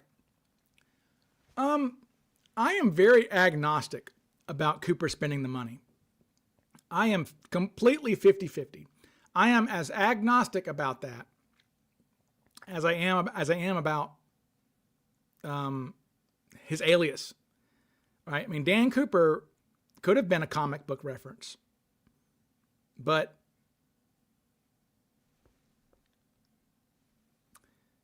could have not been either. He could have spent the money. He could have not spent the money. I mean, I like the lifespan of a $20 bill in 1971 was a year and a half, 18 months. That's it. Then they were pulled from circulation. The serial numbers of money, of destroyed money, did not occur. The recording of serial numbers did not occur until 1991. Okay, so there's 20 years for all these 20s to be pulled out of circulation and never have a hit.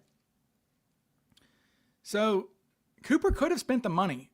I mean, look, John Detler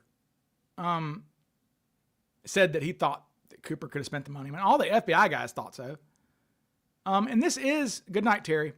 And this is a good point. The star notes would have been found. Possibly. So star notes are collector items, and I believe there were 300 of the 10,000 bills. I believe we counted.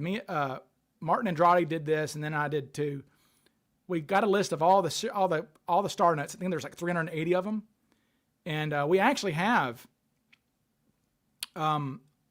Chris Dunlop, a Cooperite in Portland. Chris and his son come to CooperCon every year. Chris Dunlop is a computer guy, and he programmed eBay with all of these star note numbers. So every single star note number is on eBay. Is on a computer is looking at eBay, because like the serial numbers always pop up on eBay whenever someone sells a star note. The serial numbers are there. So, who is Stool Boom? Stool Boom, is that Chris? Is that you, Chris? I guess so. But yeah. So we have. I was wondering who Stool Boom is. We have a program that is looking. That it is okay. Good. Yep, it is you. Cool, Chris. I'm looking forward to seeing you in a couple months. He says, okay, not just the star notes. He's saying, yeah. So his program has checked 20,000 $20 bills on eBay so far. No hits. So, and that is true too. Counterfeiters know how to bleach and erase and alter serial numbers. That's a lot of trouble, I would say, but they could do it. How many star notes were found at the Tina Bar money? I don't know that, actually. Good. I don't know. Maybe Nikki, somebody knows that. I don't know. I'm not sure how many of those were star notes. Good question. Chances we find more money or some grandkid cleans out grandpa's garage. Well, the problem is that, say that Cooper kept a few 20s as a keepsake. Well, his grandkid going through his stuff is just going to take it and go spend it at the arcade or something, right? That's always the problem. That's always what scares me. It's like when Cooper died, I mean, it's a, not to be morbid, but like whenever you die, I mean, like if you, it's sad, but like anybody who's had family members die or whatever, you go and clean out their stuff, and a lot of their stuff goes in the trash. Just it is what it is. And I look, the new suspect who's coming out in November, his letters from Vietnam. He was an older guy in Vietnam. I'll say that. But his letters to his wife from Vietnam were thrown in the trash by people cleaning out his house. Thankfully, they were found, but it happens. So maybe Cooper kept. I don't think Cooper would have done something this stupid, but maybe he kept his boarding pass. Maybe he kept the ransom note somewhere hidden in a book or something, right? And it just gets thrown away. The new guy did serve in all three. Yes, Max. The new guy did serve in all three wars. Okay. Oh, yes. Alex, thank you. Didn't the FBI bring a bomb-sniffing dog? They did. His name was Rommel, which is funny. I had a German Shepherd named Rommel. Okay, after the German general. One of the good Germans, they say. Right?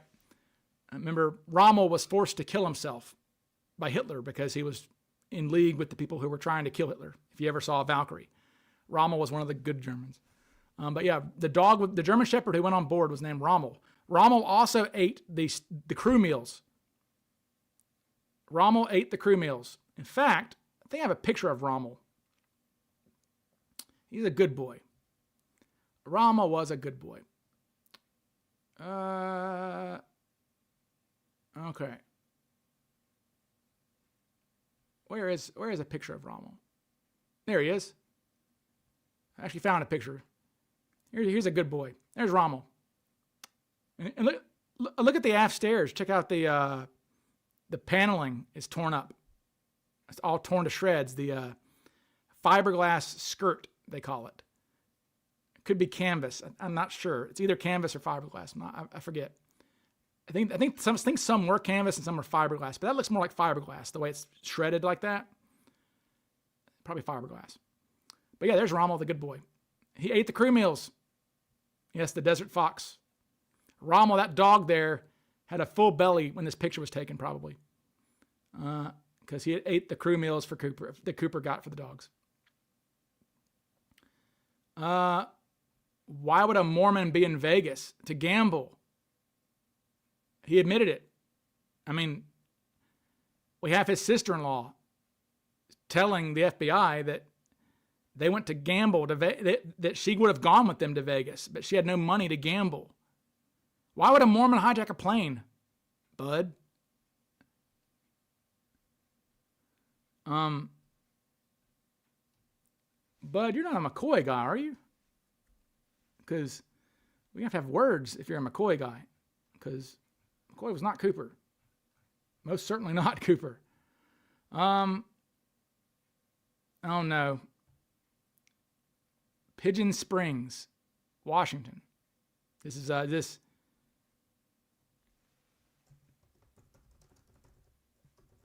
Where is that? Oh my God. Eric. Really? Is that what Eric's saying? Pigeon Springs? Jesus. I mean, that's... What? Is that because that's where, like, the stupid fiberglass is found or something? It's better than Tina Bar. Well, yeah, because it's on the flight path at least. I mean, sort of, I guess. It's Pigeon Springs. Come on. Yeah, it's 10 miles from Ariel. That's just... So I'm saying Cooper could have been a Mormon? I don't know. Sure, why not? Thoughts on Shale's suspect? Has a good look, but just too young. Okay? Shale's suspect is just too young looking.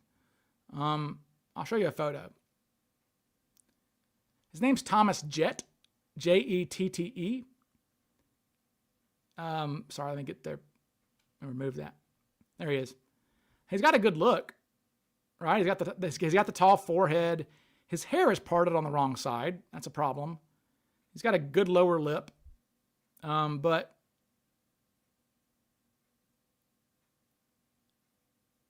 Ed says it's like an episode of Hee Haw. It is Pigeon Springs episode of Hee Haw.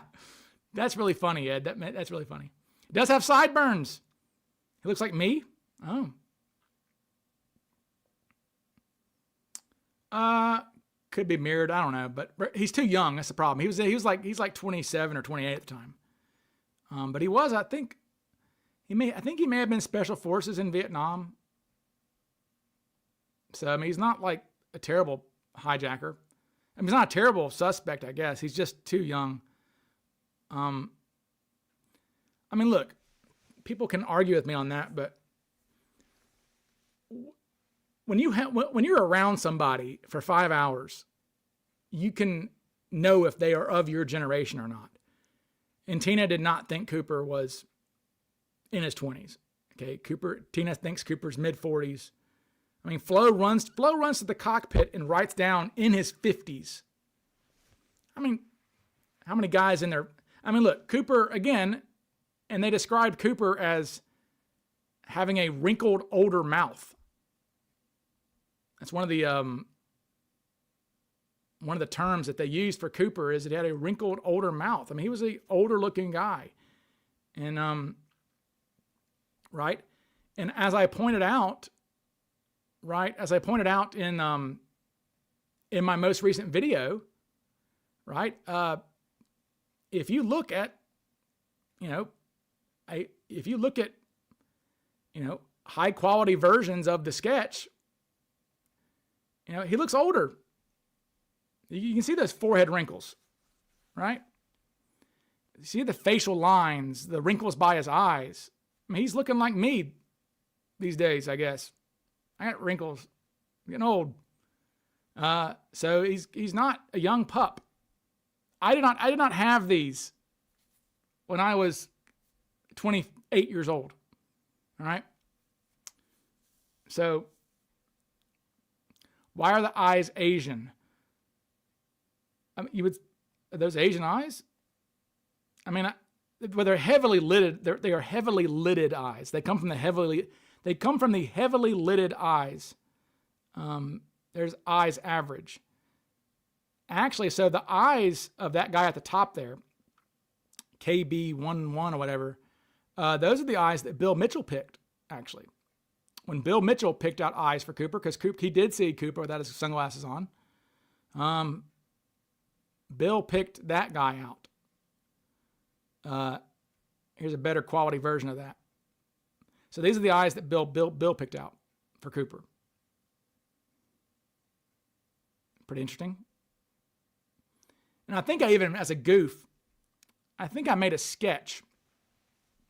I think I put those eyes onto the Cooper sketch at some point. Let me try to find where I did that. Just as kind of a gag, just to see what he would look like with those eyes. So if you put the eyes that Bill picked out on Cooper, he would have looked some sort of like that. Which, it kind of looks more realistic as a person, doesn't it? What do y'all think? Like and subscribe and all that YouTubey stuff. Bye. I'm kidding. I'm not leaving. Brown eyes. Mossad agent, Jay Coleman says. Do I think they were trying to... Good question there. Do I think they were just trying to stall when they were refueling in Seattle? Or was it bad luck? Just bad luck. I mean, really bad luck. They weren't going to stall. And somebody also asked earlier, why didn't they rush the plane? Because they were told not to. I mean, unequivocally, they said, we are standing down. Northwest Airlines said, no law enforcement intervention. Period. None. And sure enough, I mean, it wasn't the cops who procured the parachutes and the money. It was Northwest Airlines. Now, a cop did drive the front chutes came from a Washington State Patrol car. The back chutes came from taxi cab. Norman Hayden put them in a taxi cab and sent them to the airport. And which would not happen today. No, absolutely not. Law enforcement would not let you do that.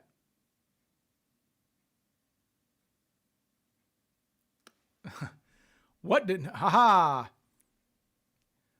you call the drop zone that confidentially informs the police about other drop zones? A stool pigeon springs. Where's Forrest Finn in my top 1,000 POIs? I mean, I don't know. He's top 100, I guess. By the way, Alan, I need to have Alan on my show. Alan, you need to come on my show after CooperCon. And tell us all about Forrest Fenn. I'm serious. The FBI did favor guns blazing, and it wasn't a good strategy, right? I mean, just a few weeks earlier, they did that, and it got Susan Lakich killed and a pilot killed. A couple of the copycat hijackings, they stormed the planes and had shootouts and killed people. Hop Singh from Bonanza, the actor who played Hop Singh, was shot. Wounded and didn't die, but he was shot during one of these shootouts with a copycat. So, yeah. The new guy coming out, please tell me he's not a murderer. No. A good question there. Outside of the skyjacking, what kind of criminal do you think he was?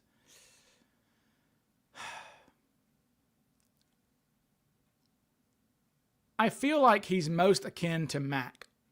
Mac was a hood, basically. Mac was a kind of a low-time hood.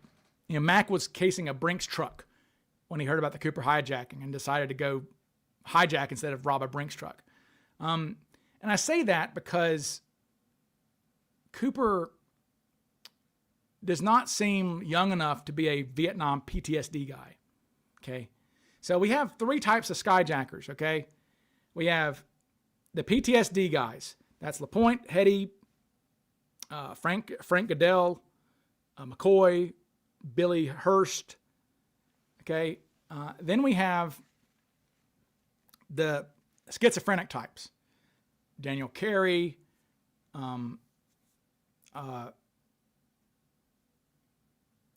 Three Cheeseburgers and a Head Start guy, Glenn Tripp, Heineman. These guys are a little nutty. And then we have these just criminal, these hoodlum types. Mac,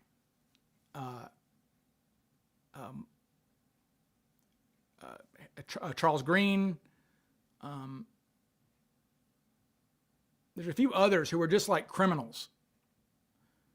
Hey, Jay, add you to the PTSD gang, Jay? Jay, we love you.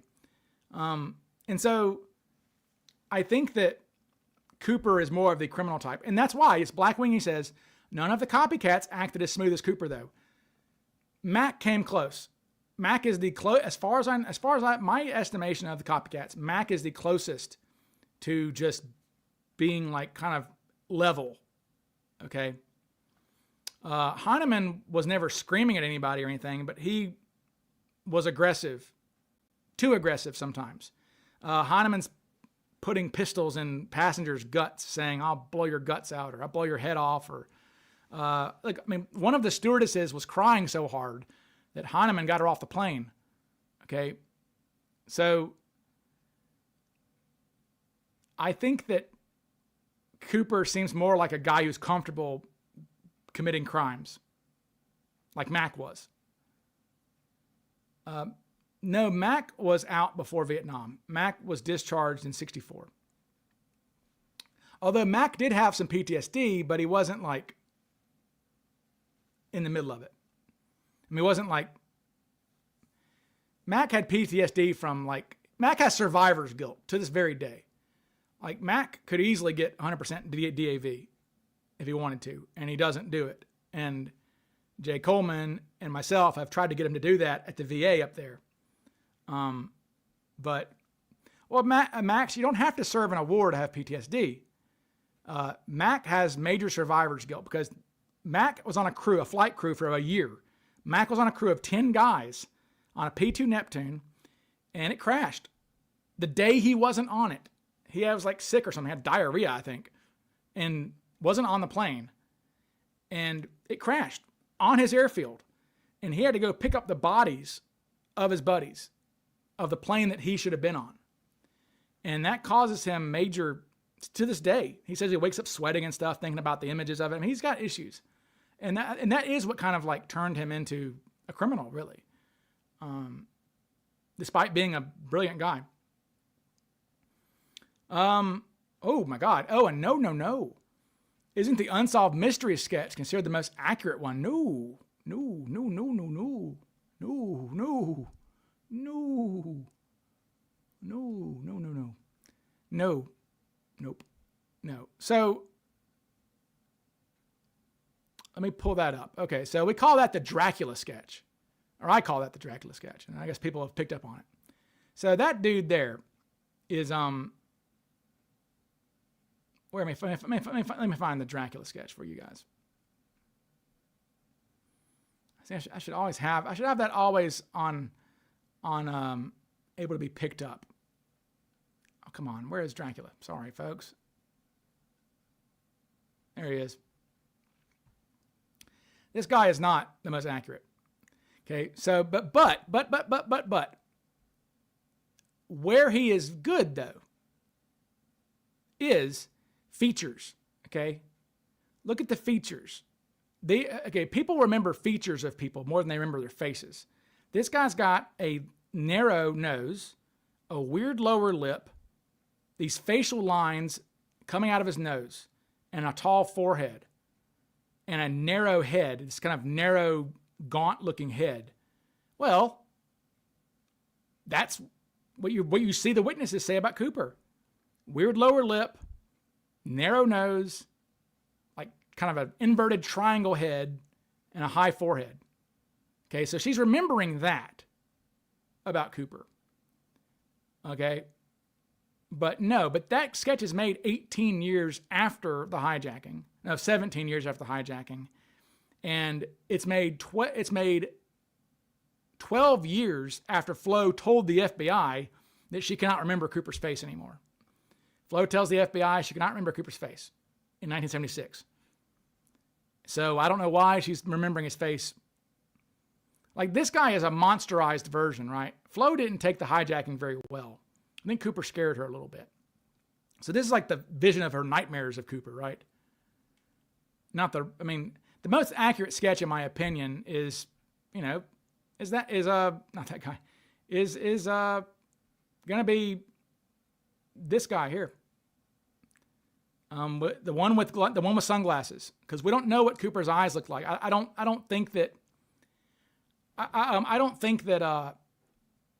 and even the narrower head too, because Bing, they widened his face, and they widened his chin, and they widened his forehead, because Gregory wanted, so they made Bing, they made the one on the left, they made that with the stewardesses. Okay, then they showed it to the passengers, and the passengers, a couple of them said, make his cheeks wider or rounder, make his chin a little wider, make his forehead wider, and you can see that reflected in between the two sketches, right? But the stewardesses didn't like that. Flo said no. Flo says she didn't like the broader version of the Bing sketch. We have FBI files where they're like, his face is too broad now. So, Cooper, if you look at that sketch there and then look at, Dracula, the head shape is there, right? The head shape is there. The narrow nose is there. The heavy lower lip is there. It's similar. Okay. But I consider that to be the most accurate, because it's made 2 days after the event. How do you get better than that? What can be better?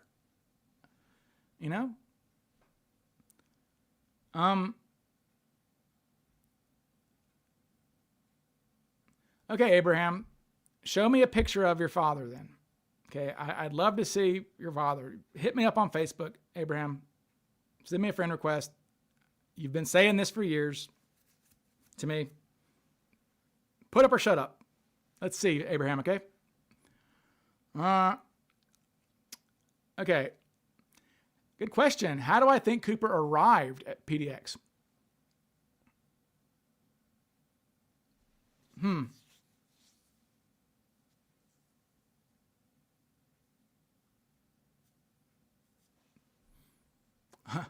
Bing looks like Rekka, Packer Jack. Yeah. Sorry, Darren. Sorry, Darren. And remember, Darren was forced to say this line for a TV show. This is not the views of Darren Schaefer on Walter Recca.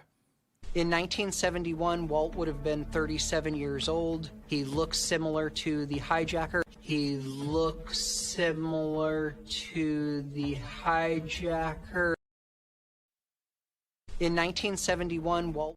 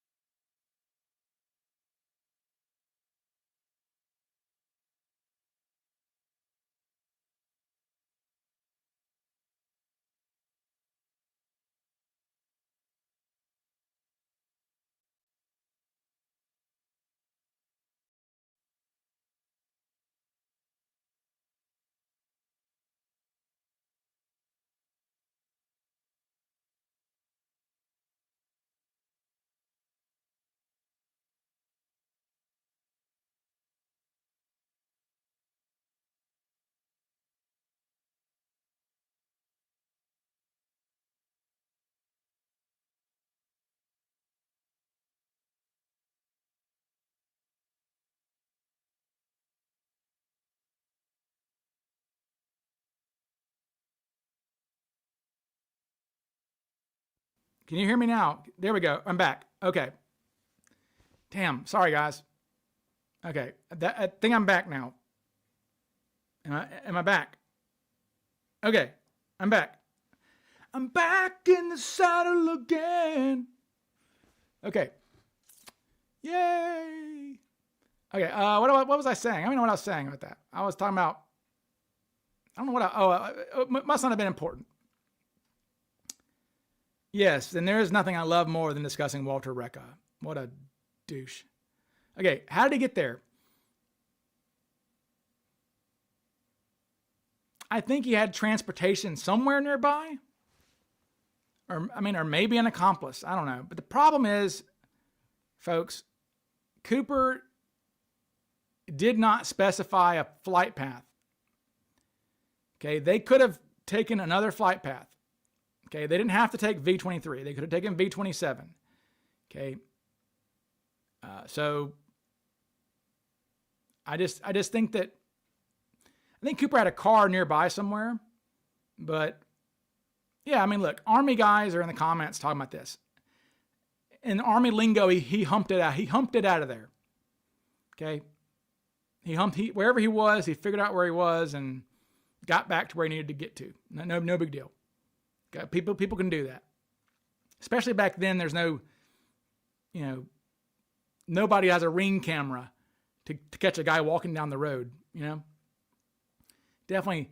Was this Cooper's midlife crisis? Don't know. But he didn't.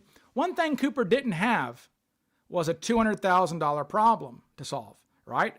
Because he's giving $6,000 away. He's giving $2,000 away or to Tina. He's if Alice says Alice says he offered her and Flo a packet as well. So that's $2,000 there. So he didn't have a $200,000 problem. Okay, I have to answer something. Somebody asked me about Kenny Christensen, about the idiotic. Not saying the guy's idiotic, but he was just asking my opinion on. So Blevin, part of the Kenny Christensen story, right, is that some young girl, walked into a room, into a shed or something, and Kenny was in there with a briefcase and was rolling up quarters, like rolls of quarters, and that the dynamite was rolls of quarters, like wrapped to get together. Okay. Now I did the math on this. Okay. And a roll of quarters is $10. Okay. you would need to be 8 inches long. You would need 3 rolls of quarters times 8 or times 6. Tina says 6 sticks. Flo says 8. But regardless, okay, that's $30 of quarters per dynamite stick. Okay, now what was it? So $30 times, let's say 8 even. $30 times 8. Okay, to make 8 dynamite sticks, you need how many rolls? So 24 rolls of quarters. Okay. Back in 1971, what's that going to be? I'm not good at math. $240. What is $240 in 1971 worth today? $1,920, the equivalent. So Kenny Christensen is going to put the equivalent of $2,000 of quarters. I mean, like, that's heavy as hell too. Right? Like, this is stupid. Use a wooden dowel or use flares, anything than quarters. Like, and why would this person see Blevins and the Christensen people? Well, Blevins, I guess, is the only one. Like, they believe, this person remembers this and that and this and that. Why in the hell would a girl who's like 8 years old remember being shushed out of a room randomly from 1971? And remember a guy? I mean, it's so stupid. And yeah, Kenny's going to have, and you know what Blevins' argument is? There were lots of payphones. Okay, so what is this? Like, how many, say, what is it? So what, 40 quarters in a roll. So, and how many rolls did we say there were? What, 24? So what is that? 960 quarters. So yes.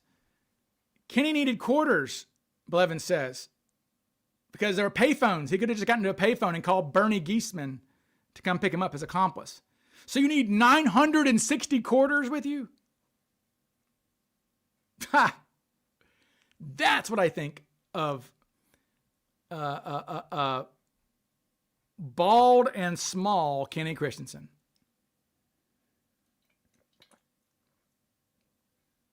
A horrifyingly bad suspect.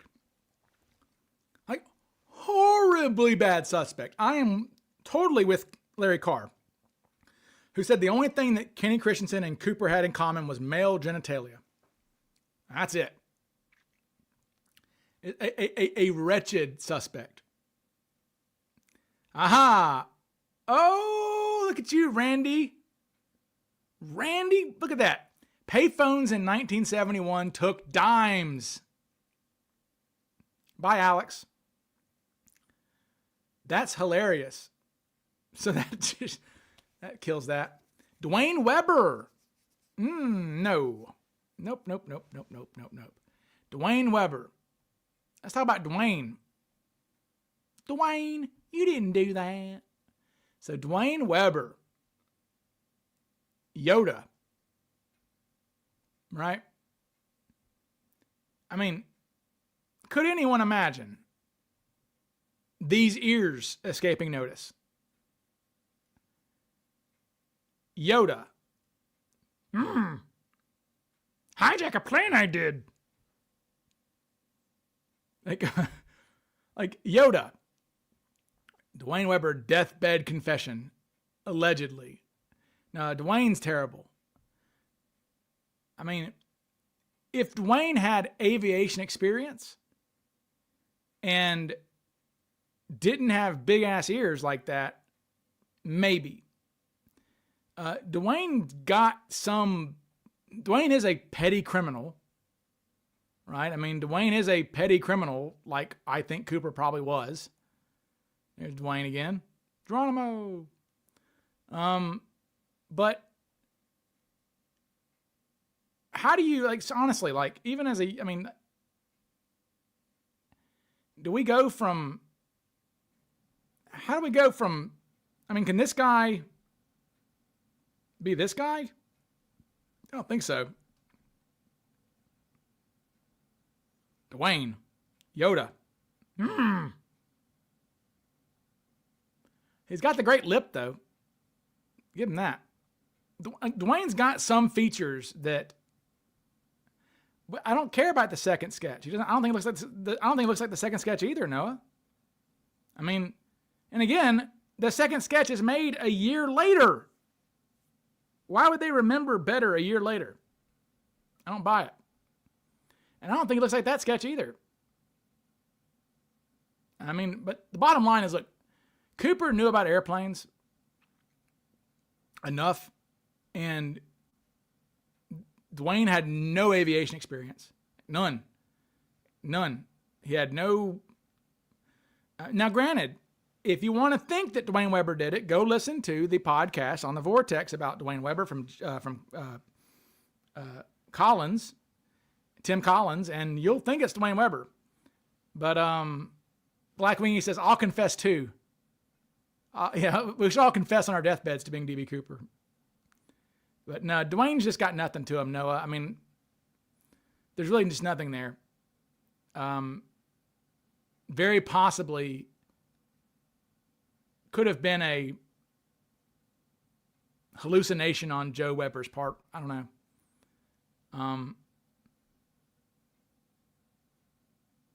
Dwayne Webber could sure cuss up a storm, though. He sure knew how to swear. Okay.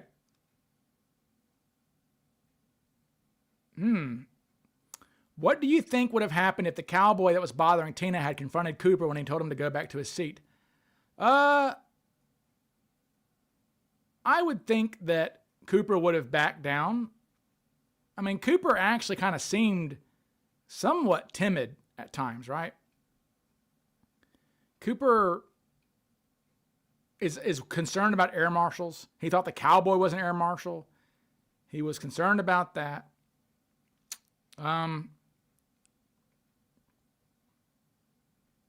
So I don't know what they, I think Cooper would have, I think he would have backed down. Right? I mean, you're just going to draw attention to yourself, right? If you don't back down. I don't think people would have started a fight with the guy. If the cowboy got pissed off at him, I think Cooper would have just ignored him. But Cooper did. It is funny that the one passenger that Cooper talked to died. Robert Cummings was his name. Okay. That the one guy that Cooper talked to never knew that Cooper talked to him, because Cummings never told the FBI. Here he is. There's the cowboy. That's him, Robert Cummings. Robert Cummings told the FBI that he's one of the ones who said he had no idea there was a hijacking going on.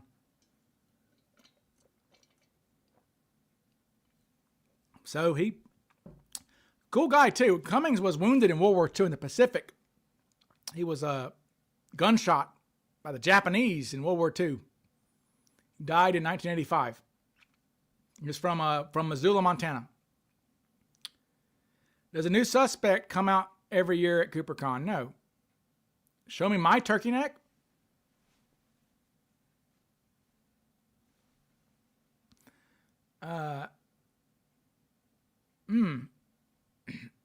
Burning question. Who do you think it was? Who do you think was Cooper from all the hundreds of suspects? Who do you, Ryan, think did it? I don't think we know Cooper's name. I hate to be that way, but I do think, and I've said this, I do think we have a suspect coming out. If the family will still, I mean, they're coming to CooperCon, apparently, allegedly. I mean, I do think that you all are really going to like the new suspect. Like, really, really, really, really, really, really, really, really, really like the new suspect. In fact, Bill Mitchell has seen a picture of this man's neck and has said that's kind of what he remembers. Bill's got a problem describing Cooper's turkey neck. He can't really describe it. And he saw this. Like I said, the chances this guy is Cooper is like less than 1%. To being realistic that we know that we would ever know Cooper's name. Honestly, I hate to be that way, but a 1% chance is pretty strong. Actually, when it could be millions of guys, this guy's really good. I have bounced him off of some major players guys I respect, guys like Martin Andrade, Mark Meltzer. They are also in agreement. This is the best suspect they've ever seen. He is. Does Ryan ask his partner to do that YouTube-y stuff in bed? Mrs. Sleuth does not do YouTube-y stuff in bed. Was the new guy familiar with parachutes?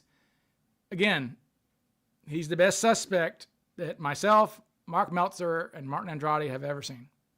So yes, he's familiar with parachutes.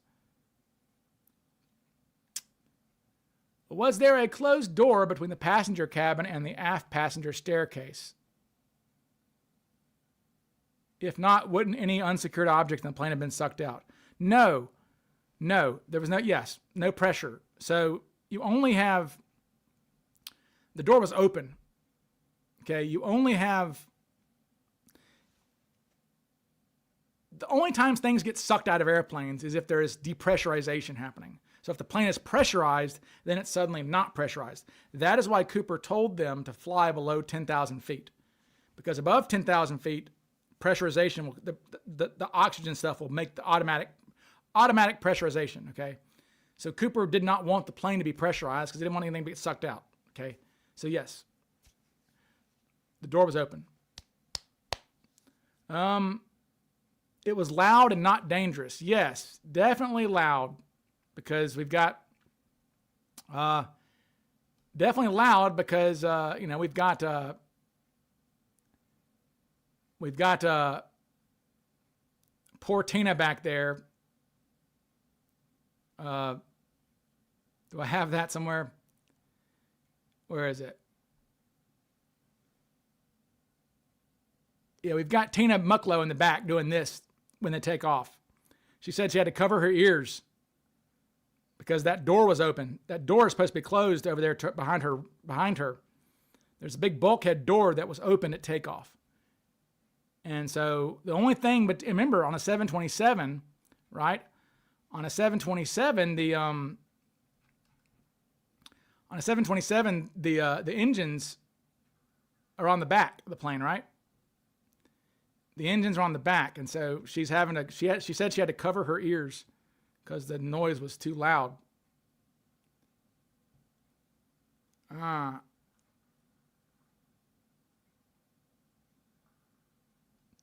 Cotty says, hi Cotty, I had it in my mind the other day, what if because Dan Cooper was a common name and Cooper had no intention of staying in the U.S., he gave his real name as Dan Cooper?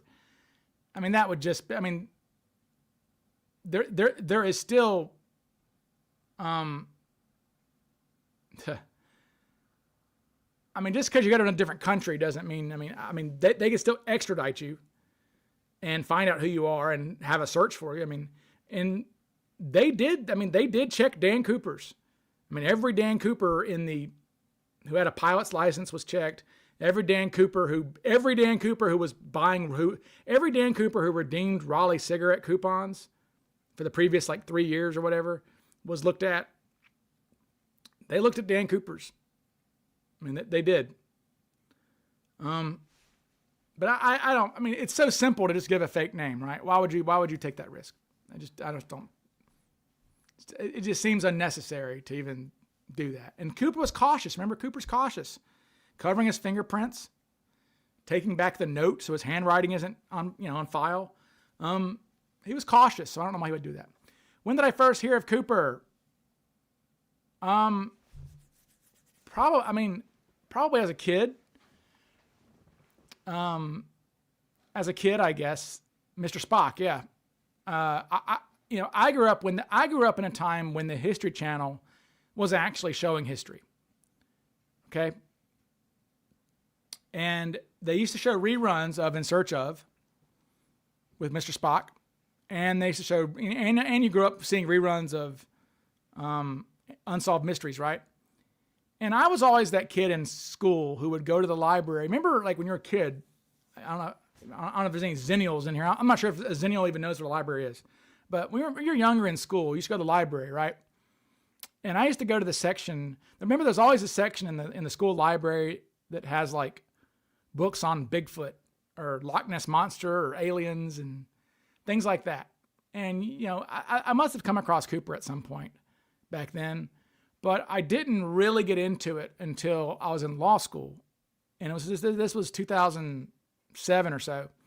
And I remember that was when Larry Carr, like a lot of us are children of Larry Carr, in a way. Because Larry Carr was the first FBI guy to go, you know what? Let's apply what we do to bank robbers to D.B. Cooper. And they catch 90% of bank robbers are caught because they talk to somebody, because somebody knows something. So when bank robberies happen, the FBI put as much information as they can out to the public. And they didn't do that with Cooper. Okay? They held some things back, like the tie. Okay? So Larry brought Cooper out to the mainstream, had lots of news articles. He was on TV shows and things. And I remember being in law school and learning about and seeing Larry Carr like holding the tie and stuff. I was like, that's kind of cool. And that's kind of how I got into it, is there. And then after I got out of law school, I had to build my business a little bit. And I started reading the forums in, 13, 14 probably. My first forum post is in 2015. Okay. Not on Drop Zone. I didn't do it on Drop Zone because there's a bunch of jerks on Drop Zone. But I was on the Cooper forum, which was called the DB Cooper Forum, which is now dead, back in 2015. So yeah. If Flo says the new guy is not Cooper, does that mean anything? No.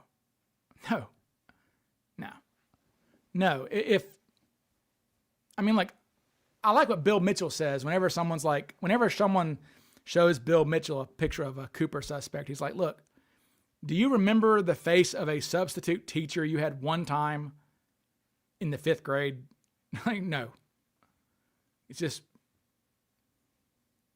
and I think that goes for suspects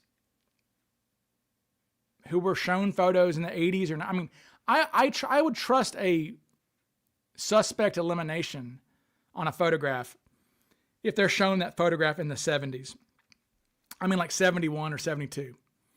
But not in the 80s, 90s, 2000s. I just don't think they would have seen that. I don't think they would have remembered enough to say that's him or not.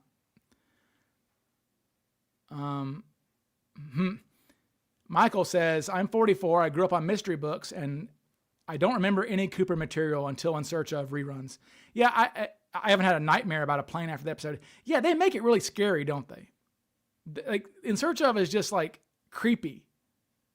Like, because they never show Cooper's face. I love that. In In Search Of, they never show Cooper's face, which that's kind of why, for people who are wondering why my Coopers look different, but my Tinas and so like if you look at my artwork, like my various Coopers, right? They look different. Right? They always look a little different. In my animations. Yet my Tinas always look the same, right? Reason is that's done on purpose, people. I do things on purpose because I don't want Cooper to look the same in every time, because I want him to look different, because we don't know what he looks like. And that's why he looks different.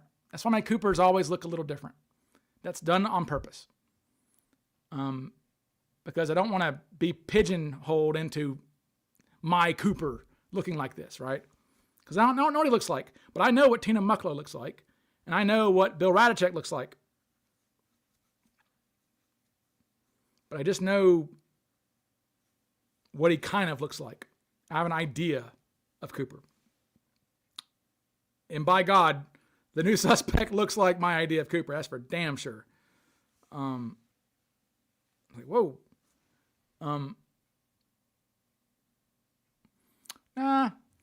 Elizabeth says, even if they were traumatized, they wouldn't have it more burned in their mind, would they, like Tina or Flo? I don't think so. I mean, that could happen, but I just don't think so. I like the front load knapsack Cooper. Oh, that guy. Oh, this guy here, maybe. Yeah, he's a good Cooper. That's a good Cooper. He's good. I don't know. I got lots of different Coopers. I got Coopers coming out my ears, folks. He wasn't one of the Watergate conspirators. How dare you? It's not E. Howard Hunt. For me, he's like the gremlin on the plane in the Shatner episode. Yeah. There's a thing on the wing. There's a Cooper on the plane. No. Okay. Hi, Ryan. I really enjoy your Cooper coverage. Ever considered expanding to other mysteries like Zodiac? No. No. Because, okay, so I used to be a prosecutor. I was a district attorney. I was an assistant DA, and I was a DA very briefly. And I had to prosecute murders and SAs and things like that. And I did not like what I saw. Okay, like I had to see crime scene photos that are very graphic, and I'm just not into murders and things. I can feel clean with Cooper. It's bloodless. I can feel clean. And it doesn't bring me down. Okay. So yeah, Zodiac is ugly. Jack the Ripper is ugly. Just, I can feel clean on that. All right. Like I said, I mean, I can kind of get into the mind of Cooper a little bit, and it's not a good place to be.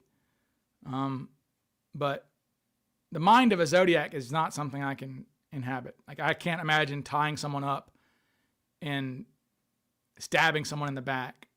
And just horrible. Do I think I have PTSD from my days as a DA? I don't know, man. Like, I honestly, like, not like a warrior. I'm not a soldier or anything like that. But, like, yeah, I mean, there are times you'll be in the shower just like shampooing your hair or something, and I'll have an image. I'll have an image pop in my head. And not just that, like, when you're a prosecutor, you have to deal with the families of these people too, right? And that's unpleasant as well. Just that's why I like being a defense attorney, because I can choose my own clients, right? I'm not going to defend murderers. I have, not anymore though. When I was younger and hungrier and needing money, I defended anybody. But I can pick my clients these days, and I don't handle that stuff. No fun at all. Somebody says, is the new guy missing his fingertip? No, Vince Peterson, no Vince Peterson fingertips there. Okay. This guy would have defended OJ, believe me. Me? No, I don't defend murderers, man. And yeah, OJ definitely killed somebody. Killed people, plural. You know, I've had a jumping spider watching me this entire time. You know, I have jumping spiders. They have really good vision, right? I have a jumping spider on my desk, and he's been looking at me the whole time, just watching the show. It's funny how they can just look at people. Oh, I'm sorry. Erstazi. Will the new suspect be released at CooperCon? I believe so. How much will the video of CooperCon cost? I have no idea. We haven't We haven't,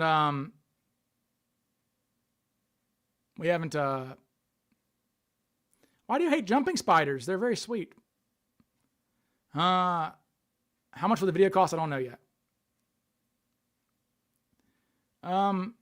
Elizabeth says, I had a family friend that was murdered. I read the court records and there was no pics. And even that was too much for me. I can't imagine seeing all that. Yeah. Did anyone ever consider putting a tracker in their ransom money? No, but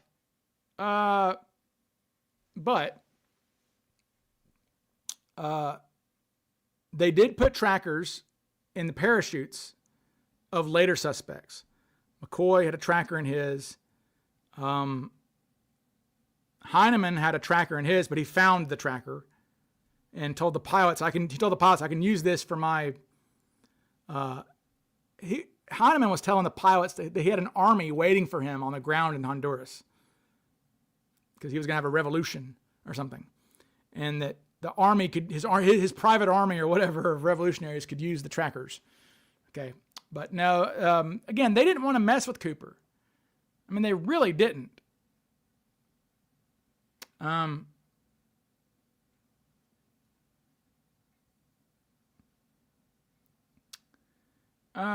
So Cooper blew it for the copycats. Yeah, well, I mean, again, that is why Cooper got away and they didn't.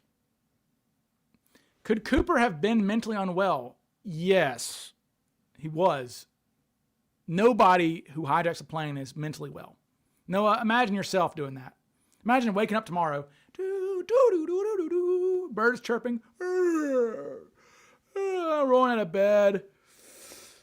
Think I'm going to go onto a Delta plane. I'm going to go into an American Airlines plane, and I'm going to get a stewardess, and I'm going to say, I'm going to kill you. I will kill you and myself if you don't give me $1 million. That is crazy. That requires, good night, Michael. That requires some level of mental unfitness. That's not normal behavior to do that. Just like guys who rob banks are not mentally well. Anybody who's doing that sort of stuff has some problems, for sure. We think. I mean, again, granted, we only know the psychology of criminals who are caught. Right? We don't know the psychology of criminals who are never caught. And there are a lot of criminals who are never caught. I can attest to that. I haven't been a prosecutor. There are criminals, I mean, we used to catch guys, I get paid sometimes. It's weird. I'll defend these drug mules. I'll defend drug dealers. I won't, because they pay good money, but I won't, but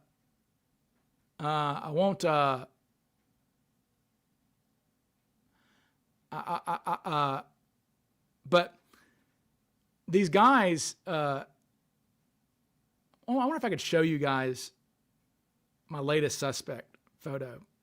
Not suspect photo. One of my, we're having some fun here.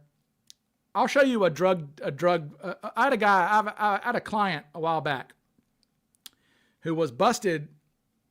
He was drug muling 200 pounds of weed from California to Mississippi, okay? And he made it all the way from California to Mississippi. He was 30 miles away from where he needed to be, and he got busted on the interstate. And please let me show you a photograph. This case is closed, so it's okay to show you this stuff. But let me show you this poor guy who did all this. All right, good night, Brad. Wait, Brad, I think you'll want to see this. I think you'll want to see, you will want to see my photo of what 200 pounds of weed looks like in a car. Okay, so here we go.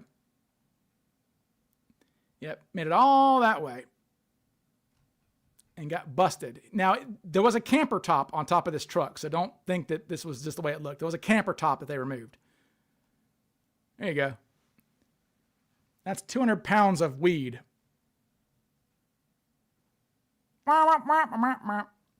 No good. No good. So yeah, 200 pounds of weed. Not good. But you only get 2 years for that though. And see the bad guys, this is the way it works, okay? Big time drug dealers have levels of separation from themselves, and they don't get caught. The big time guys, they don't usually get caught because they've got always levels of separation, and they take care of people. So they'll get these guys who have clean criminal records, okay? And they'll say, I'll pay you, I don't know, $10,000 to mule weed or whatever, meth or whatever it is, from California to Mississippi, right?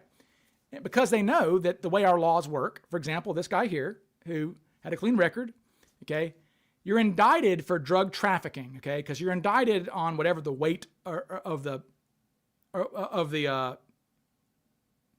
you're indicted for whatever the weight of the substance is, right? So this guy's indicted for drug trafficking, which is like 40 years in prison, but you plead down, okay? So you always plead down. So this guy would did plead down to possession with intent. Now, possession with intent, you serve 8 years in prison. But in Mississippi and in most states, for nonviolent offenses, you only serve 25% of your time and then you get paroled. So 200 pounds of weed, this guy is only going to serve 2 years in prison and then he's out. And so for some of these people who are really poor, they take that risk, right? They'll take the risk of 10,000. And when they're caught, like this guy, I get some cash dropped off because they take the drug dealers, the higher ups, they'll take care of the family. They'll give the family money if the guy is busted to pay for legal defense. So it's this whole like thing they do. So sorry to get off topic there.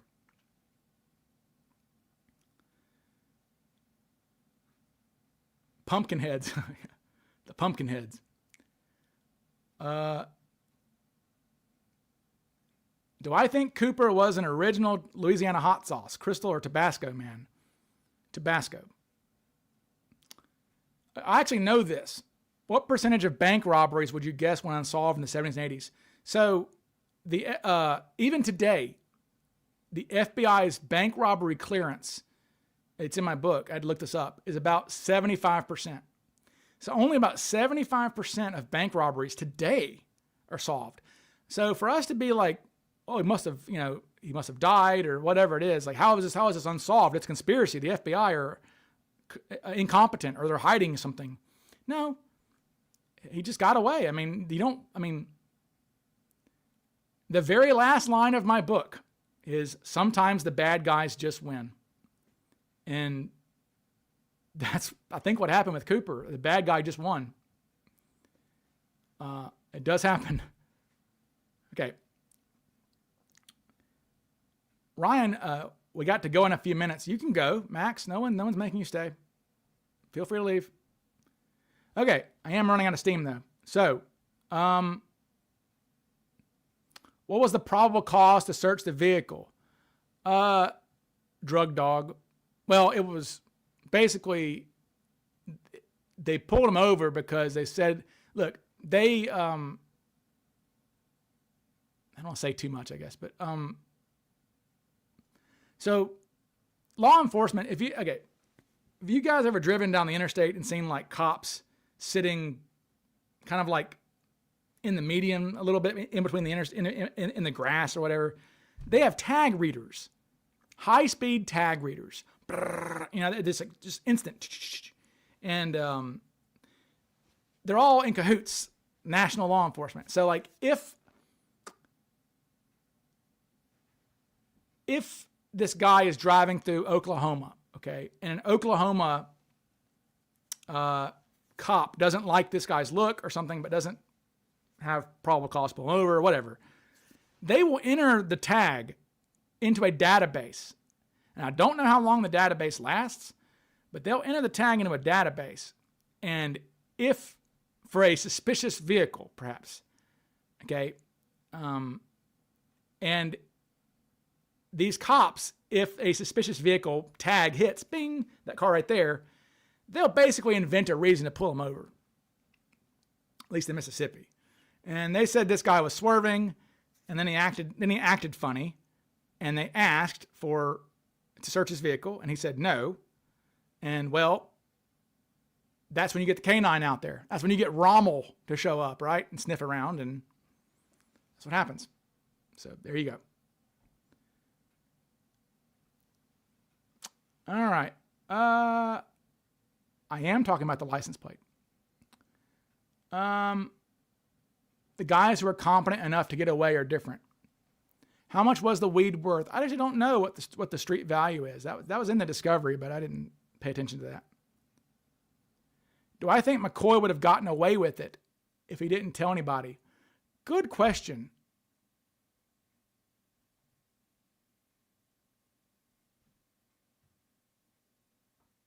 No, they had his fingerprints on the plane. They got, even though he wore gloves, so McCoy wore gloves on the plane, but he didn't wear gloves. Okay, so it sucks. So McCoy flew from Salt Lake City to Denver. Then Denver, he hijacks. So in Denver, he gets on a plane and flies to L.A. That's flying to L.A. and he hijacks it. But it was the same damn plane that he flew on. Same crew, same plane that he flew from Salt Lake City on. He was like, oh shit. And his prints were all on the plane because he wasn't wearing gloves on the plane flying to Denver, right? He was just he bought his airline ticket as Richard McCoy. So he didn't use an alias on the flight from, so just stupid, but he was kind of dumb like that. So I think that he'd have been screwed up. I think the fingerprints would have busted him. And also just where he jumped. He jumped basically where he lived. Okay, he jumped damn near in his town. He's easily the most accurate of the Cooper copycats where he jumped, and that you just like you're allowing law enforcement to kind of hone in on your where you're from, right?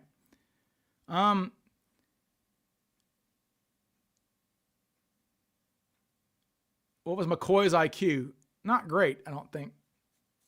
They didn't lose Cooper's DNA. Well, I guess they did. On the hair slide's lost, and the cigarette butts are destroyed.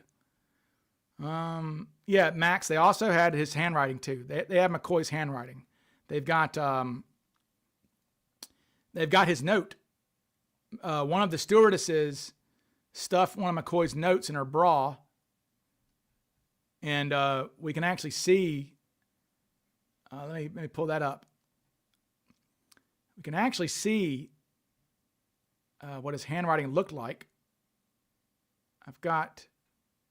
Yeah, this isn't a great version of it, but wait, maybe I have a better version of it. I have a clean version of that.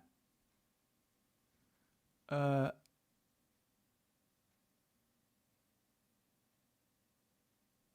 thought I had a clean version of that. Anyway, it's fine. Yeah, look here. That's one of his notes there. He says, everybody off now except stewardesses. They stay put. Get the hell off the ground. Be quick about it. Use this runway.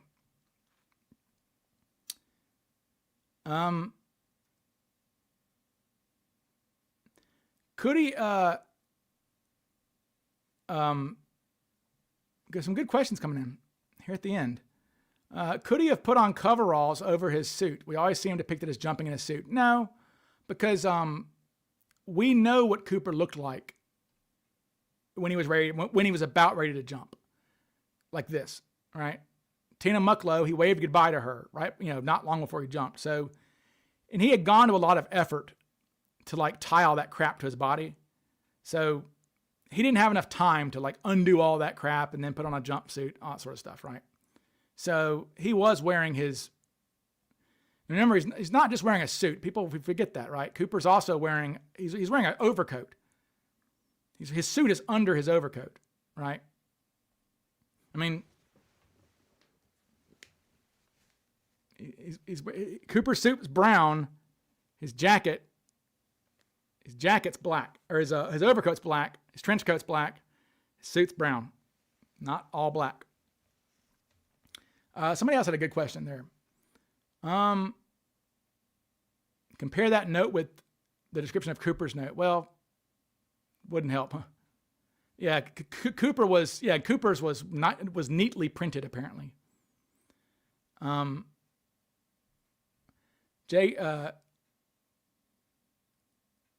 never made it as a wise man. I couldn't cut it as a proper I never made it as a wise man. Couldn't cut it as a poor man stealing. Yeah, it's funny. Somebody said, how many passengers, including Cooper, boarded?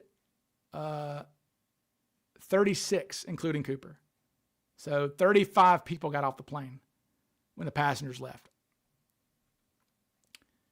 That was a good question. I'm trying to remember what it was. Somebody had a good question. Do I think Mark Chapman would have gone to trial? Do you think he would have been convicted? Mark Chapman. Are you talking about Mark David Chapman, the guy who shot John Lennon? I guess. I assume he would have been convicted. Do I think the death of J. Edgar Hoover a few months after the hijacking affected the investigation in terms of intensity and priority? No. No, I don't think so. Because by then it was kind of... Now, Hoover was involved, though. Hoover is why we have the spelling of Norjack. So they sent it to Hoover, and I asked Larry Carr about this and John Detler about this. Both of them. I said, especially John Detler, because he was hired by Hoover. I said, when we see a 302 from the director, and it says from director, is that like a lackey of Hoover, or is that Hoover himself? And Detler said, that's Hoover himself. Absolutely. That was Hoover. Hoover was hands-on with everything, as much as he could be. They sent J. Edgar Hoover the title of Norjack, and they spelled it Norjack. And Hoover changed it to Norjak himself. So J. Edgar Hoover is why we have the spelling of Norjack. Okay? And J. Edgar Hoover himself wondered if Cooper had boots in the mystery bag. We have an email, essentially, memo, from Hoover to the Seattle office saying, what do you guys think he had in the mystery bag? Might he have had boots in there? Because he's literally the bag was described as having some volume to it, like something was in there. Do you think it could have been boots? I just love that J. Edgar Hoover was, or I like how when we see that, I call them emails almost, right? You have these emails back and forth, they're called airtels back and forth.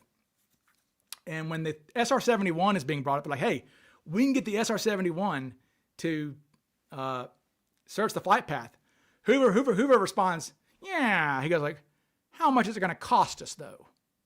Because he was very cheap. And they respond, for free. And he's like, oh, by all means.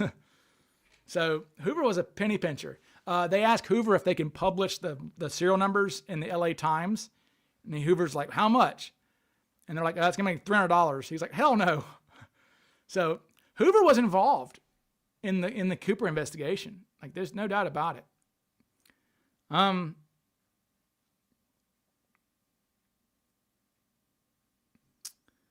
What did the case agents think he had in the mystery bag? They actually don't speculate. I don't know if they do or not. I think maybe there's somewhere where they mention gloves, goggles, something like that. Same thing we would think.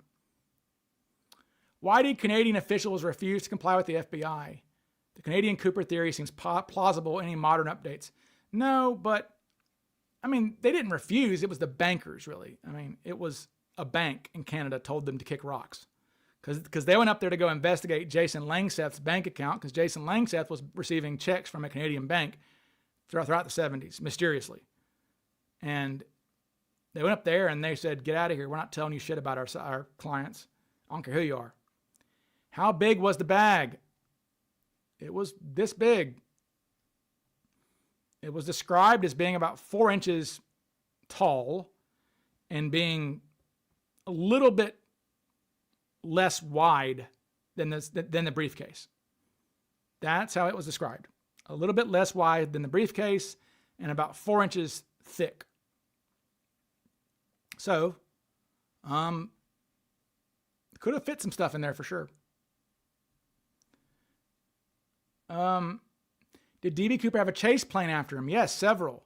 When they left Seattle, there were 2 Delta Dart interceptors, 106s, that flew from McCord, but they were having to fly S-turns to stay behind the Cooper plane because they couldn't go slow enough.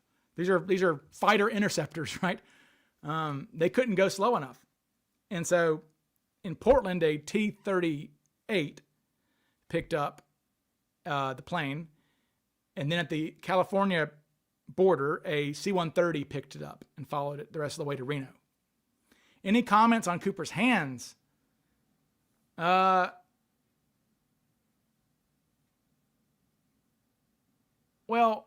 not really. There is Dennis Lisney, the guy who sold Cooper his ticket, said that Cooper struck him as more of a working man than an executive. But, nothing else I know about his hands, really. Could Cooper have been living off the grid somewhere? Sure. But I don't think so. I mean, the thing about Cooper was we're being too dramatic, right? We can look at the copycats or Paulsini, who came before Cooper. Cooper was a copycat, I'm pretty sure, right? And they're all just kind of losers, right? And I think Cooper was kind of a loser. So because who does this? I mean, how many mastermind criminals rob banks? I mean, not many. I mean, they can make money somebody somewhere else. Cooper was, yeah. I don't think Cooper was anything special. I think he was just a guy who had some skills and wanted some money and did it. What if Eric finds the briefcase near Tina Bar? What does that say? It would say it was planted there. No, there's no briefcase there. How close were the chase planes? C-130 should be able to go slow enough. Yeah, the C-130 went slow enough, but Cooper was way gone. Now chase planes did see 2 of the copycats jump. McNally and LaPointe were seen jumping with the money by chase planes, but Cooper's chase planes, it was 2. They were flying in the soup, it's called, which is they were flying through the clouds. Because Cooper said fly at 10,000 feet. And at 10,000 feet, they were flying through clouds, apparently. So, through much of the flight. Okay. Well, that's, all right, we're at 3 hours. I always get 3 hours, and I got to go. So my voice kind of gives out right around 3 hours. So, okay, I am done for the evening, folks. So that's what I've got. dbcooperconference.com. dbcooperconference.com. Mrs. Sleuth is telling me to remind you of that. Y'all, please come hang out at CooperCon and meet Mark McNally. You can meet a real DB Cooper. Okay, meet a guy who jumped out of a plane with 300. Meet McNally and meet his Tina. They're friends now, so a Cooper and a Tina will be there together. So that'll be fun. And Mac's movie is premiering there. Or not premiering, but it's shown there at the theater. So get your CooperCon tickets, $25 a day, $75 for 3 days. Great. Larry Carr will be there. I'll be there. Bruce Smith will be there. Brian Ingram be there. So Tom Kay, come say hey to everybody. All right, guys. Mrs. Colombo. Yes, Mrs. Colombo. And she loves Colombo, by the way. Mrs. Sleuth is a big fan of Columbo and Murder, She Wrote. So, okay, folks, that's all I've got for tonight. So please do give it a like because that really does help me, okay? And I will talk to you guys again soon. Adios.